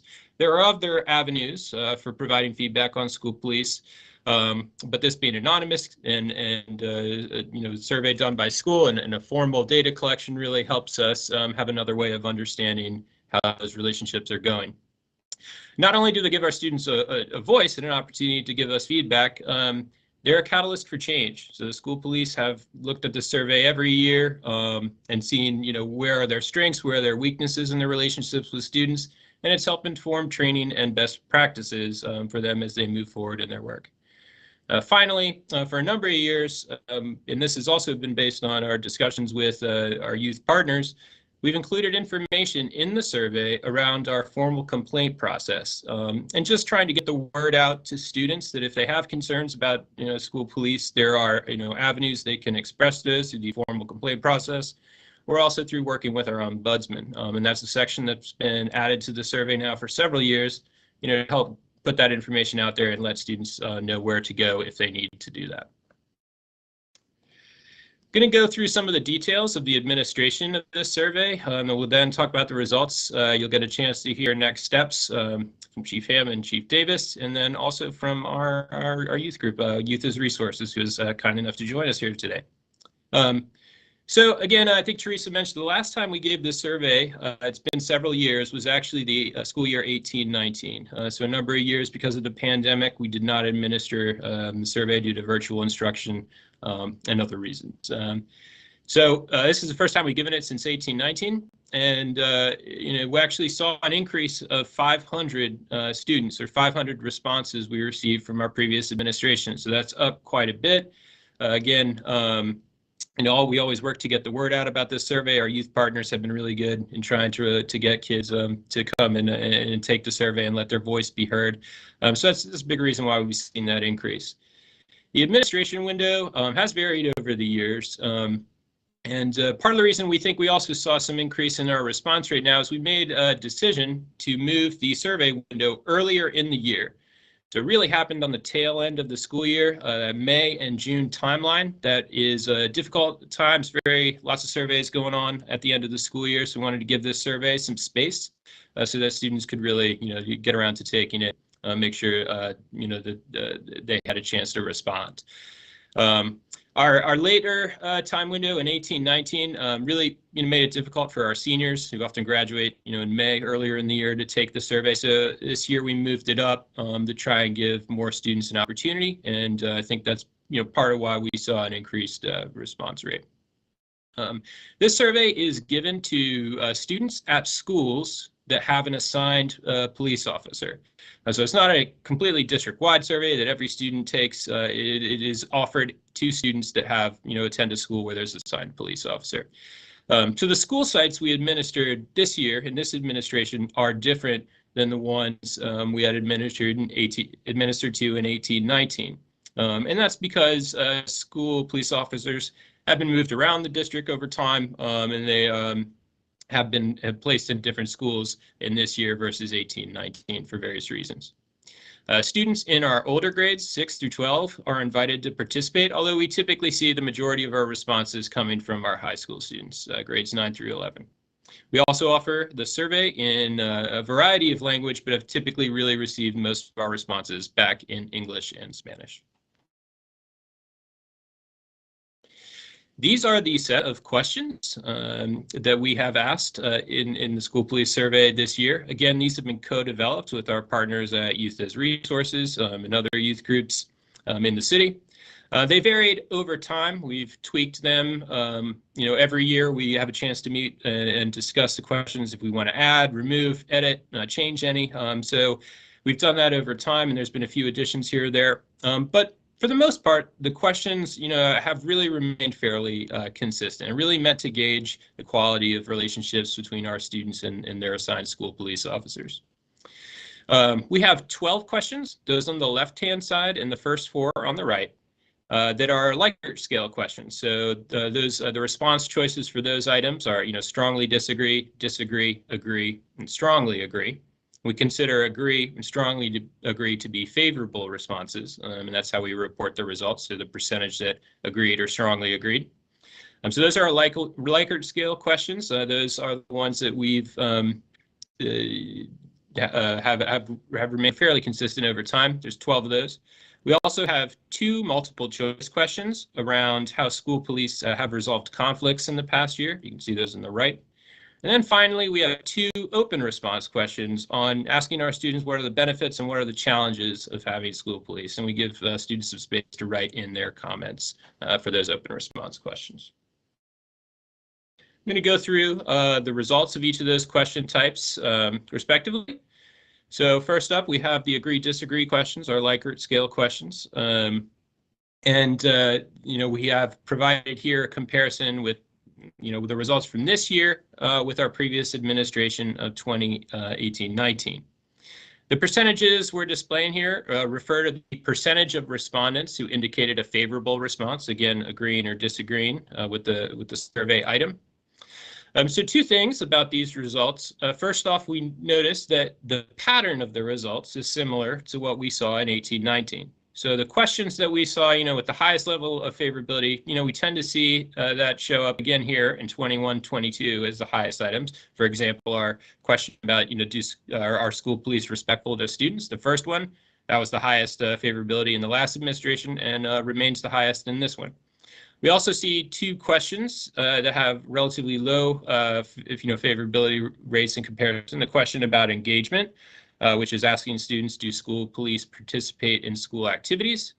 And then also the question about whether they have a relationship, which is I have some form of relationship with school police. Those have tended to be a little lower than the bulk of questions, which have sit in that 60 to 70% favorability range.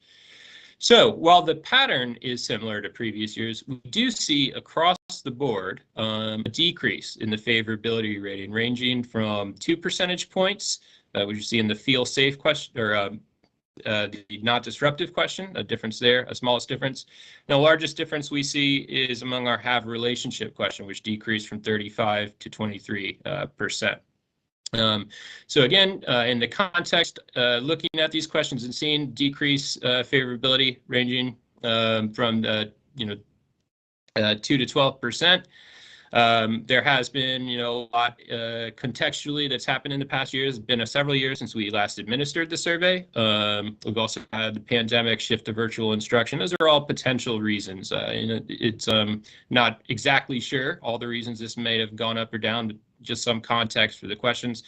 And then also a reminder that the sites or the schools we administered the survey at this year are different than the ones in 18-19. So the comparison here isn't, exactly asking the same group of respondents now and then how they felt. It's different schools and different responses, and that can create a difference in the results. So those are the results to our quantitative Likert questions. We have 2 questions, the multiple choice questions, that ask our students to report about conflict resolution that they observed school police conduct. We give them multiple choices. They can select 1, 2, 3, all of the options, depending on what they've seen or what they want to report. And what we noticed in this question is that we saw a decrease in the frequency of conflicts being reported as resolved with discussion or conversation. That dropped from 37% of respondents down to 29%. Seen a decrease there, and an increase of the use reported of mace pepper spray from 12% in 18-19. That's gone up 8 percentage points to 20% of responses in the most recent 21-22 administration.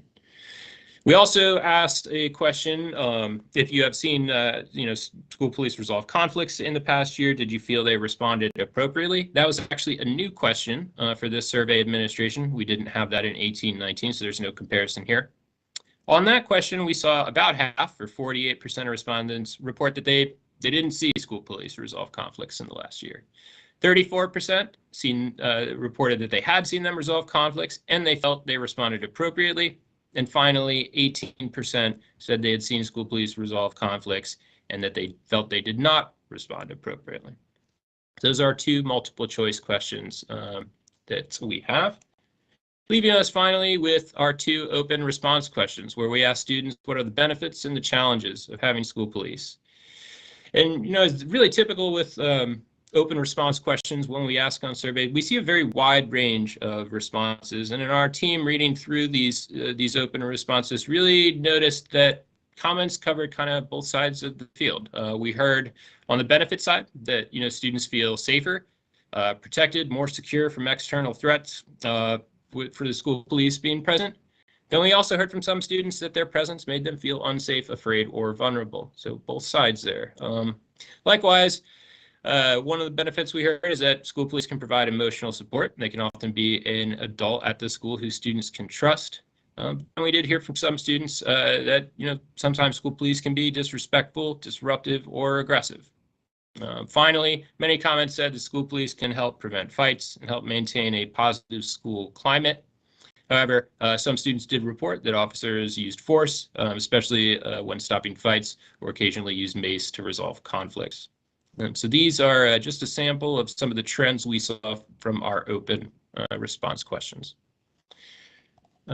That kind of concludes the results section and the review of our survey data. I'm going to hand it over now to Chief Ham or Chief Davis so that you guys can talk through some of the next steps and areas for growth from the school police survey.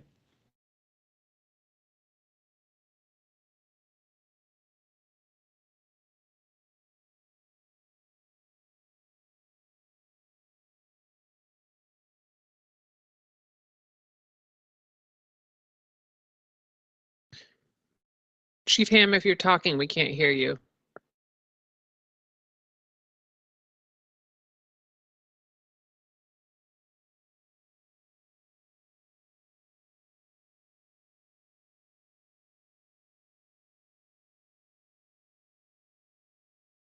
I'll go ahead and begin running through these, and Chief Ham, if you get your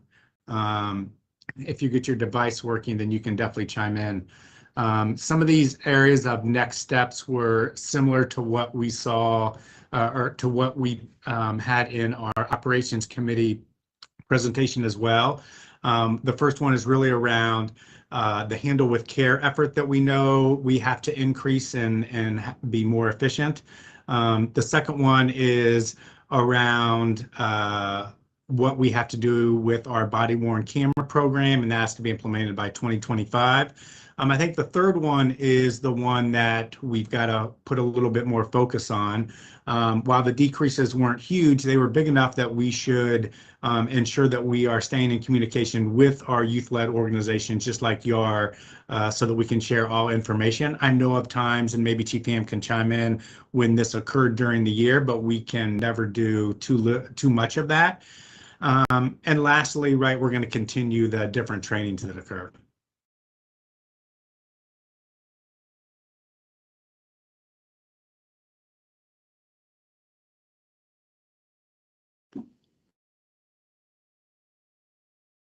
Thank you. And I think at this time, this kind of concludes the city schools portion of the presentation, and we'd like to hand the conversation over to our partners at Youth as Resources. Thank you.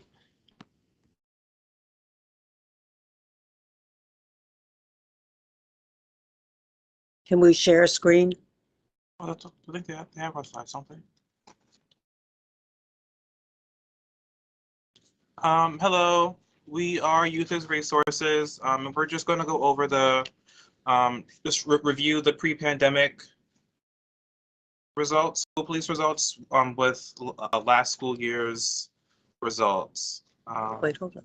Can we share a screen?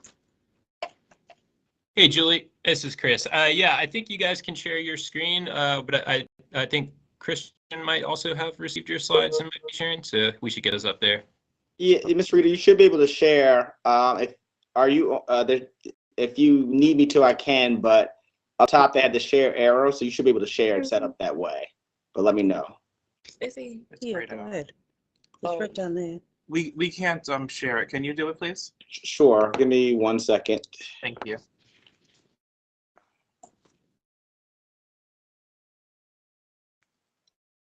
You were gonna hit leave.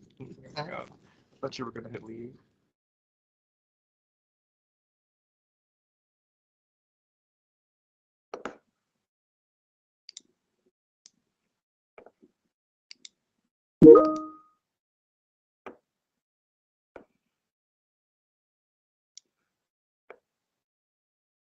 Okay.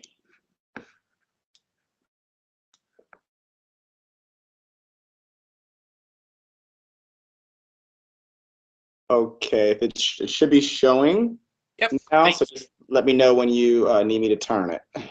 Okay, so as I said, we're Youth as Resources, and we're just going to compare the pre-pandemic school year results from 18-19 to this past year's results. Next slide, please. So y'all always thought of the survey as kind of a report card, and so we went ahead and gave grades to all of the questions that were asked by the students or to the students.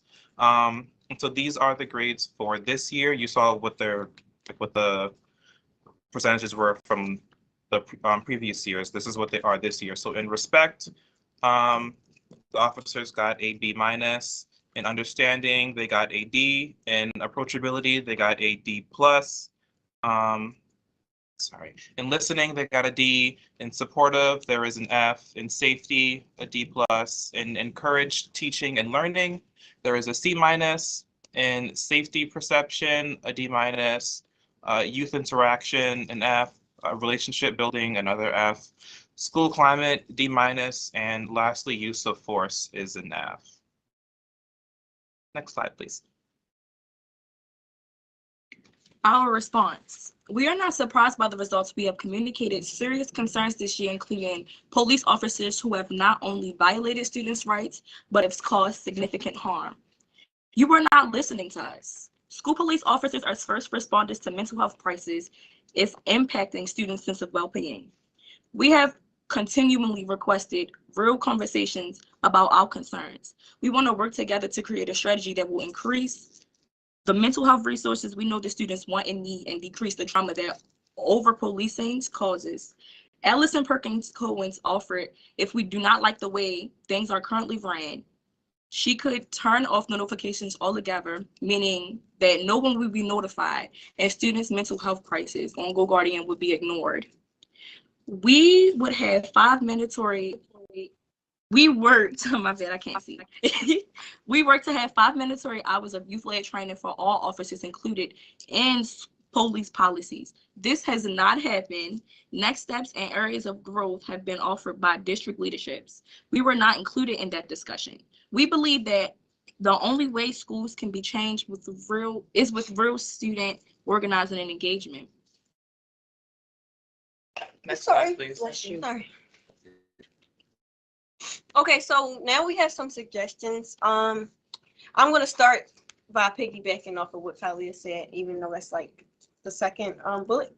But we want you to actually have the 5 hours of youth-led training and have officers held accountable for those trainings. So not just them being in the trainings, but them actually understanding like the curriculum being taught in the trainings. Also, this is one that's very important to me. So instead of doing a pre and post evaluation in schools, I believe that you should, yes. We believe that you should do like year-round check-ins, like actually go into the schools, meet the students, let them know you're here, you actually here, as well as like, do these evaluations on their needs overall, but also incorporate like what they would want from school police. how their relationships are, etc. We also would like you to let students know their rights, let them know that there is a complaint form for if officers are not doing well or are not doing their job or they have an incident with an officer. We just finished working with CRB to create that complaint form. So we are letting students know that it's there, but we would like the school system to let them know and let them know that you're there again. Sorry for repeating myself. But also partner with students or just young people in general, whether it be like, I think youth is under 24, so like whether it be alum or just students that go to Baltimore City Public Schools now, partner with them and ask them what they need as far as mental health resources and wellness like plans and all of that stuff. Also, we have been holding focus groups with some of our peers and, well, a ton. And we got a lot of suggestions if y'all want to sit at the table with us. We are young people. To mention that again, but we have another, like, we have 2 curriculums. Everybody in this room, we developed a curriculum, a mental health curriculum, and would like the school system to see that, give us feedback, and hopefully like help us get into schools with that curriculum, because we've already been doing so kind of like on our own. And we also work in Bliss, where a few students, including Kalia, have developed their own mental health curriculum as well. But I am pretty much just asking that you partner with students, get our feedback for everything that goes on with the school system, because you're literally there to serve us. And that is all. Thank you. Thank you for your time. Thank you. Thank you.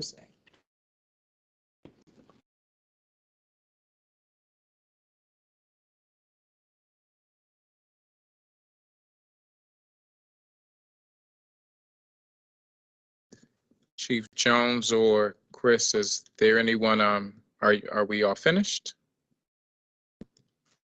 Yes, that Yep. that concludes the presentation. At this time, we're open to the board's questions or comments. And we should also just check, I'm not sure if Chief Ham has been able to join, but if he is, we'll just give him an opportunity to speak. I was able to get on board if anybody can hear me. We can hear you now, Chief Ham. We can hear you now, All Chief right. Ham. Yeah. Good evening, everybody, distinguished members of the board and CEO and cabinet. I'm sorry, I was having technical difficulties. But what I would say to you is, in terms of next steps, I can tell you 3 things that we've done already. One of the things that we have done, and we've already got some in through the leadership of Mr. Davis, the state implemented a policy in the law that we have to go to body-worn cameras. So we've already got some of the cameras in.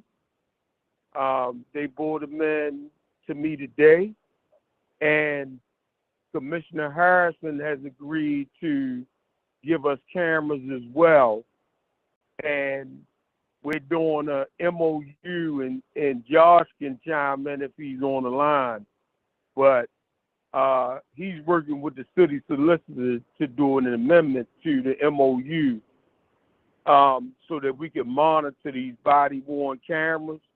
So I think that's one of the things that will significantly help with monitoring our interactions with not only the students, but the public in general.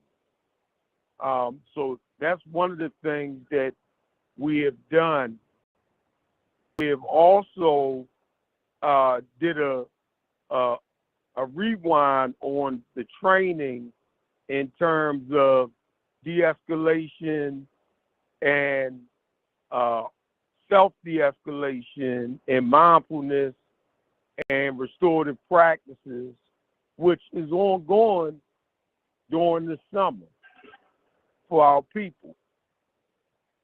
The third thing is we've done a handful of community partnership endeavors, especially in Sandtown, and that in West Baltimore. And the first Tuesday in August, we're doing a block party at Renaissance and Booker T. And the focus is on public housing in McCullough Homes and Pedestal Gardens, what used to be Bruce Manor and Pennsylvania Avenue. And we're working with community organizations to try to get that done.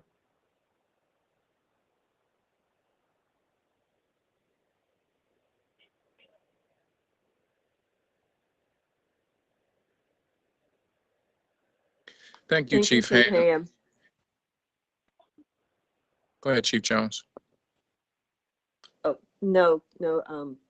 I was just gonna thank Commissioner Ham, thank Chief Ham for sharing his additional perspective and those next steps, and wanted to just provide opportunity for the board to ask whatever questions and provide comments at this time. Thank you. Thank you, Chief Jones. And to our young people that are here represented tonight, just want to appreciate you all for your work and your advocacy around this particular topic. It takes a lot of courage and commitment to work together, collaborate, and to really advocate on behalf of yourselves and others within your particular community. I'm going to ask any commissioners if they have any questions or comments for staff or for youth as resources. Commissioner Griffin. Hello there, everyone. Good evening. Sorry, I'm gonna be off camera, but I am here. One, I just want to say thank you for all the work that went into creating this survey, both the collaborative efforts and the review of the information that came back from the survey. Special thanks to Youth as Resources for all of your tireless work. Y'all been working for a long time on these efforts to get folks around the table and to get some results, and to be able to see y'all here presenting today very fully and authentically makes me really, really happy just to see y'all. So I have two questions that popped up for me. One was around the data that we got back and understanding how we may disaggregate that to see where we're seeing more of the struggle zones with our school police officers versus where some of our schools may have great relationships with the school police officers, right? Because what we're looking at in the data right now is an average from all of the information that was gathered. But I am wondering how that can be disaggregated to see specific schools, specific areas where school police officers were rated higher, middle, lower, and in what specific areas, because then that gives a better piece of information about what needs to be targeted and where. There may be areas where the respect is high and maybe even the engagement is high, but the de-escalation tactics are low, right? And so that's one piece. Like, have we disaggregated that data? Do we have plans to do so? And if so, how would we plan to use that in collaboration with continuing to work with the youth groups? So I'll start with the response to that and invite Chief Ham and Chief Davis to add. So first, yes, we have disaggregated the results and looked at them at the school level, and we provided those to Chief Ham. One of the things that we did notice, however, is that when we took a look at the responses across schools, there were some schools that actually had a small percentage of their students actually responding. So we wanted to make sure that we acknowledge that, because we wanted to be able to, of course, look at every single response that came in, but we also wanted to recognize that in some cases, the response rate was relatively low. And even for the district results that we just shared, you know, we're right there at that borderline of what would be considered representative based on the percentage of participant responses. The other thing that we've also always said is we didn't want the survey results taken in isolation. Like, we acknowledge the fact that there is ongoing communication and information that is shared throughout the year. And so Chief Ham has always said to us that he takes the survey results alongside all of the other information that he has at his fingertips to be able to inform the work and what is happening from school to school. Because keep in mind, there were some intentional shifts made over the course of the year based on needs at different schools. And so the context around what actually happens in a given school is really important. And so all of that was factored in when we actually debriefed the results with Chief Ham and with Chief Davis. So I will turn it over to Chief Ham to see if there's anything more he'd like to add to that point. But your point is well taken about the benefits of taking a look at data both at the school level and looking at specific areas to see what we can learn from what the results are telling us. And Commissioner, while I can't get into personnel matters in the public, what I can say is there have been shifts based on not just survey results, but we meet at least quarterly with YARD. We have met with the Algebra Project lately, but I do meet with YARD on a regular basis, and then it's another group that I can't think of off the top of my head that they just brought in, where we met with them to try to figure out how we can, do this police thing better than we've been doing. So I just want to assure the board that we're trying to do everything we can do to work with our youth-led organizations and everybody else just to make sure that we're providing the best service we can for our young people and our visitors and our parents and our staff. I just wanted to say that. Thank you. I have one more suggestion because I just did some thinking. Chief Ham, much appreciated of you, but we work in a lot of different schools, so I have to be in schools for like at least 4 days a week. And in one of the schools we work in, there was an officer that was like traumatizing students, like threatening them and just doing stuff that they're not supposed to be doing. And we talked to Chief Ham about that, and he took that officer out of that school to retrain them, but put them back in the same school. It's understandable to retrain them and then put them into schools again once they get their stuff together, but not the same school. I feel like if I was there, if I was a student there, it would be like, okay, this officer knocked me out or something, and they got taken out. I would feel a bit relieved, but like retraining that same officer and sending them in that same school with the same students that they traumatized is like, I would feel disrespected. I would feel like nobody cares about me. I would feel like I would literally want to leave school. And Commissioner Griffin, that was a good ask because it's certain schools that have all Fs on the school police survey and all As. So yeah. Thank you. Thank you, Chief Hammond. Thank you, y'all, for your additions to that. And that's really good for me to know, too, that y'all have gone through the schools to see what the grades are for that as well. And that leads me to my second question, which is for everyone, but I definitely want to hear from y'all, since you all have been meeting with students across the district that have school police in their schools. It's more around this visioning of that relationship could look like. If it were positive, and some of that information may even come from the schools that have those good relationships with their school police officers.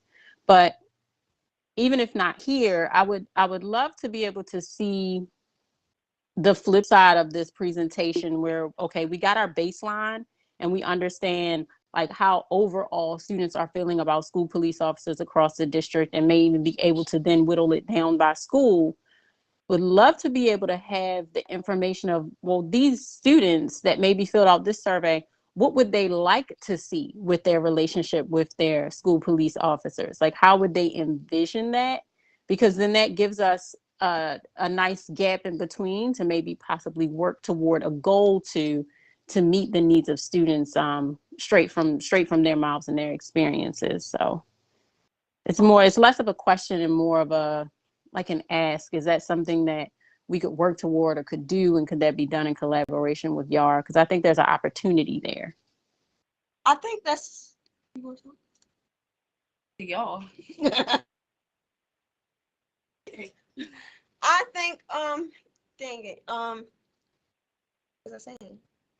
Kelly, you can't throw me off. I'm supposed to say something.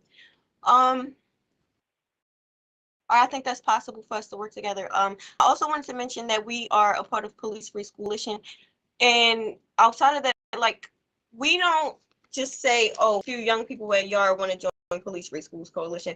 We meet with like several young people in our community in different schools, and we ask them how they feel about the matter. We basically make a stance based on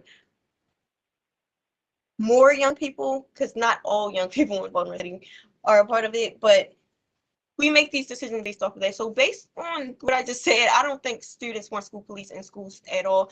But if they are going to do that, I feel like a lot of what students say is literally Chief Ham's plan for his officers to build relationships with students. So like altercations, like basically you have a relationship with these students. So before they start fighting or something drastic happens, they will, like, it won't happen because they already know what's going on in these schools. I feel like that's the best plan. I feel like the officers are the problem. Like, I feel like Chief Ham he's leading them in the right way, but I don't know. Y'all just need to hire new officers if y'all want to have them. I don't really know what to say. Can I say something? Well, thanks for that piece of old, feedback. I'm old, but I'm old, but I've been in this. This is Julie, but I've been in the struggle forever. So I would say a couple of things. We have seen officers that have been absolutely magnificent with children. Officer James, who was at Renaissance, calls them my babies, shows up at every event. I don't know the officer's name years ago at Patterson, but I don't know how he did it. I need him to sprinkle that dust on me because he stopped a fight before it started. I was like, here it goes. You could just tell. And this officer just masterfully stopped this fight before it started. But there's been a real increase in officers being not that way. And we thought the youth-led training where officers would be engaged with students equally and would hear from students and some of their expertise, every officer would help with some of that relationship building and also help see students, for their gifts and have students see officers for, their sort of gifts and talents. And unfortunately, that really hasn't happened in any kind of consistent way, and certainly not with every officer. So that was the strategy. And then just lastly, No Boundaries youth organizers that Chief Ham has connected with, they have a whole plan. They're having a basketball game and they're trying to get school police officers to play basketball with them. I don't know where they're at with that. And they've developed some training that they want to give officers. So there definitely are strategies for improvement. But the officers that need the most improvement, unfortunately, have closed minds. And I don't want to talk about what I think about their hearts, but you can preach to the choir. Officer James sitting through how to relate to young people is not the best use of his time. God. At 4 p.m. I want to make sure I open the floor for my other colleagues too, because I don't want to take all the time up. I could talk to y'all all evening. But thank you all so much. It just sounds like it's more work that needs to be done around the relationship building, especially, and continuing the great work of collaboration. So thank you all for your efforts that went into this. This was really informative, I know, for me, and I hope for everyone else listening tonight too. Thank you, Commissioner Griffin. Commissioner Sally.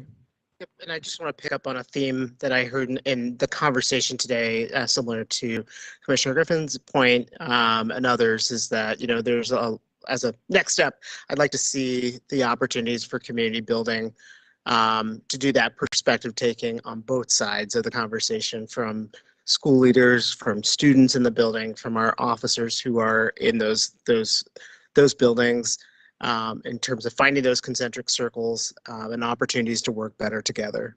So thank you. Thank you to our staff members, to Chief Jones and to Chris and to Chief Ham and to everyone for the discussion. We appreciate it and we look forward to continuing the dialogue. We're going to move into item 9.01. It is updates to board rules, first reader.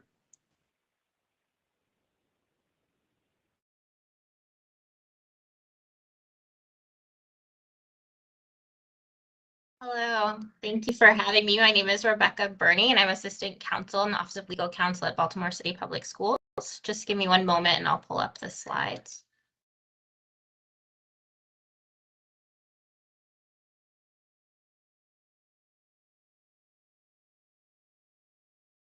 Okay, is everyone able to see my screen? Yes. Yes, okay, great. Thank you. So I'm here today to present on the board rules update. And so this is really just an opportunity to update the board on where we are with outstanding board rules. So board rules really touch on all of city schools' priorities because they encompass all of the rules and policies that guide our organization. As a quick overview for people who are unfamiliar with what the board rules are, prior to our creation of policies, city schools operated under about 350 board rules.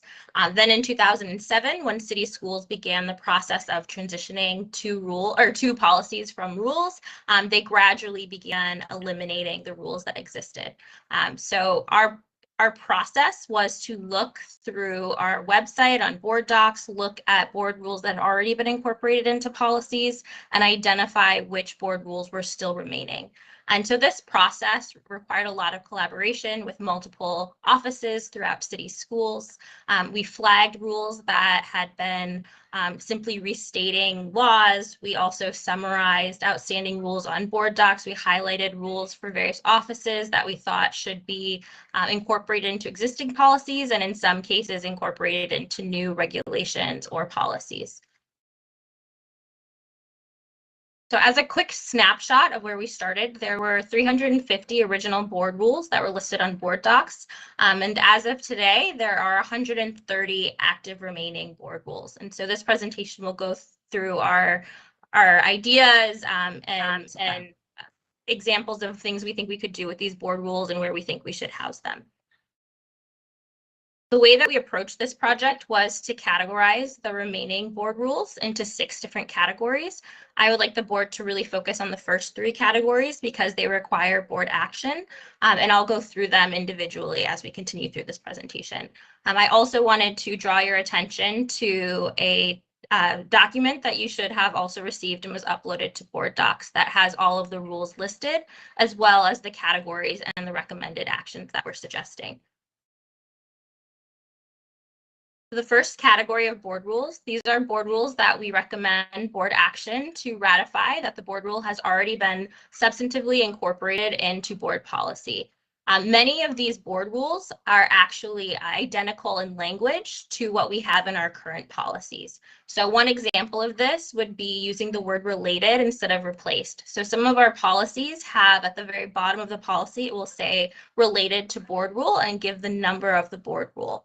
Unfortunately, since we did not use the language of replacing that board rule still remains active. And so what we have is a situation where the board rule and the policy are identical. And so we're recommending that in these situations that the board take action to ratify that these board rules have already been substantively incorporated into policy and that they can be eliminated, and we can highlight on the website that these rules have been replaced by policies. Other examples that would fall into this category are policies that don't directly reference the board rule, but if you read the context of the rule as well as the policy, it's very clear that it's identical. And there are 24 board rules that fall into this category. So this is just a quick overview of the 24 board rules that fit into this category. And again, if you would like more details and information about the specific rule, I encourage you to look at the attachment that was uploaded to board docs. The second category, we're recommending board action to repeal board rules that are already covered by existing federal or state law. There were a number of board rules that actually restate state or federal laws verbatim and do not add anything unique to city schools. And many of these board rules were created at a time where we weren't able to easily access the internet and see what the law stated. And so for ease, many laws were just written into the board rules. The problem with this is that unfortunately some of our board rules are referencing outdated timelines for implementation presentation. They're also citing laws that have since been updated or even rescinded. And so there are 14 board rules in this category that we're recommending the board take action to repeal. And again, this is just an overview of the board rules. If you're interested in the specific board rules, as well as the relevant statutes, they're listed on this table, as well as in addition to the attached chart. The third category, we're recommending board action to repeal these board rules because they are no longer relevant or they're inconsistent with our current protocols. So these are board rules that are not aligned with current practices at city schools or are outdated. So an example of this would be Board Rule 701.03, which is about the school improvement concept. And this is an approach that's no longer utilized by city schools. And there are 8 board rules that fall into this category. And as you'll see in this table, most of the board rules that fall into this category are all part of that school improvement concept in the 701s. So the first 3 categories were where we're recommending the board take action, and the next 3 categories are really our plan for addressing board rules that will still be remaining going forward. And so the 4th category, these are rules that we want to consider incorporating into current board policies through the revision process. And so we've identified 14 board rules that really have easy policy homes, and we're working with the relevant offices to make sure that these rules are incorporated into policies as they undergo their regular revisions. Again, it's just a quick overview of the rules that we've flagged that could easily be incorporated into existing policies or regulations.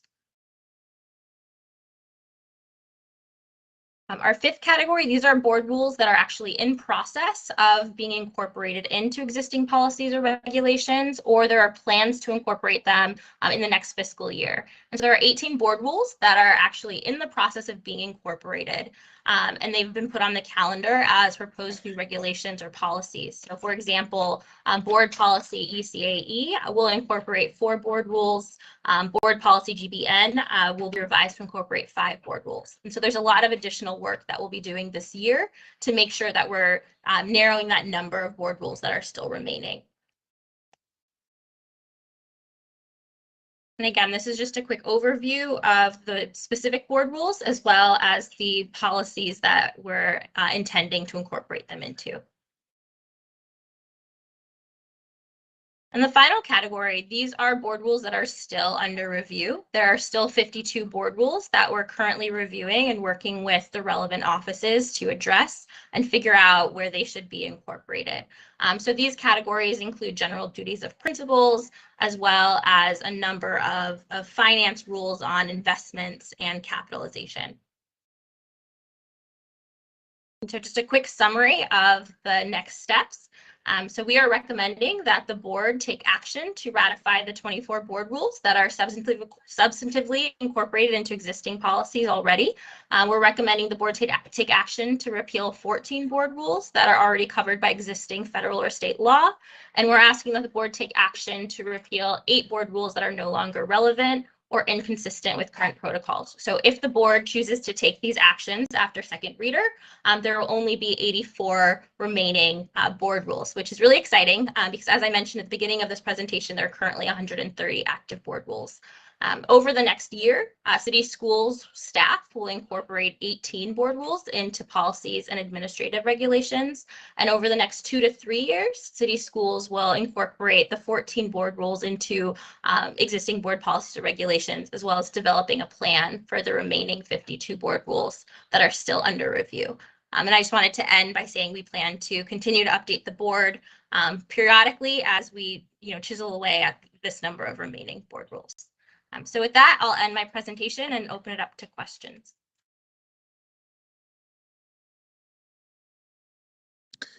Thank you so much, Rebecca. One quick thought that I have,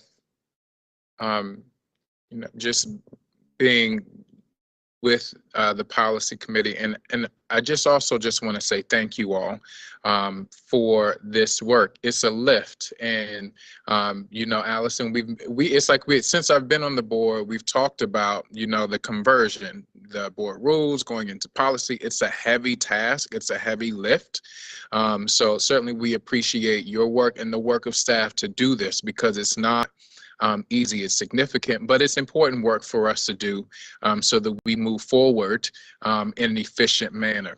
My only thought is, or question is there a comparison, or could you remind us of the comparison to where we were last year with this to where we are now? Sure. So let me go back to the first slide. So last year, when we started this project, we had 148 remaining board rules that we had identified back in January. And that process started this year, January this year, 2020. January 2020 or 2022. I think, this process started winter, December, January, but as of January, 148 remaining rules. So since January, we have been able to chisel away at some. There were 11 rules that were just they were already incorporated into existing policies. There just needed to be website updates. And there are 7 board rules that have actually been incorporated into board policies since we presented to the policy committee in April. And so, we're down to 130 active rules. And I really think it's a testament to the board as well that we've gone from 350 down to 130. So we are making a lot of progress as we develop policies and incorporate them into policies. Got you. Thank you. So this technically is our first reader. So the board is being asked to act on the remaining board rules, the document that you sent to us that's labeled and color coded, correct? That is correct. We're asking the board to focus on the first 3 categories. So we're asking the board to ratify the 24 rules that are already. So if you look on the chart, you'll see them in the first 3 categories in terms of recommended board action. Yep. And so, okay, yep. So we're asking the board to focus on the rules that are already incorporated into policies, the rules that are covered by state and federal law, as well as the rules that are no longer consistent with our current protocols. Gotcha. Thank you so much. And so to all of my board colleagues, I would just encourage us, because this isn't going to committee. This is really going to be presented to, the full board for second reader moving forward, just that we really consider what we have in front of us. And if there are any questions, to make sure that we send those in before that second reader process. Not that we can't go further than that, but we want to make sure that we make the roadmap a bit easier for the staff that's supporting us in this process. So thank you all. Thank you to the staff, and thank you to everyone that's putting in their hard work. And a shout out to our policy committee as well, who's done some of this lifting, as you just mentioned, Rebecca, over the past several months. So thank you. Commissioner McFadden? Yes. So can I just say quickly too, huge thanks to Rebecca for, as you've said, for her work. This is really exhaustive work to go through all this. And the policy committee, to your point, has been very thoughtful over time about how to look at our policies, the range of policies. And this represents this kind of comprehensive look that she's done, really helps give a roadmap to that policy committee's work going forward, and helps us think through, really rationalize the rules that we still have and the ones that we need and the ones that we don't. And it helps our staff and our families be able to really understand the policies that are before them. Having all these rules on the books when some of them are duplicative is confusing. So I just want to thank Rebecca for jumping in fairly quickly. She's a relatively new City Schools employee, and I think has really hit the ground running. And so thanks so much for all her work on this, and to the committee for giving us a space to really make sure we're looking at this in a thoughtful way. Thank you, Chief Perkins Cohen. Notice of upcoming meetings. Our policy committee will meet virtually on Tuesday, August 16th, 3:30 to 5:30 p.m. The board had an annual meeting where there were new committee members selected for the various committees. So we'll be moving forward with that new policy committee makeup next month, and then the other committees in September.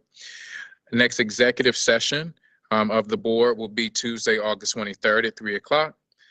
Next public board meeting will be on Tuesday, the 23rd at 5 p.m. Teaching and Learning Committee will meet on Tuesday, September 6th, and certainly this will be after the start of the 2022-23 school year, which we're all looking forward to. Operations Committee, Tuesday, September 20th at 10:30 a.m. And those are our meetings upcoming. Is there a motion to adjourn? Thank you, Chair Richardson. Is there a second? Second, Bandima. Thank you. I took Commissioner Sally. All of those in favor, just indicate by saying yes. Yes. Yes. Yes. Yes. Any opposed?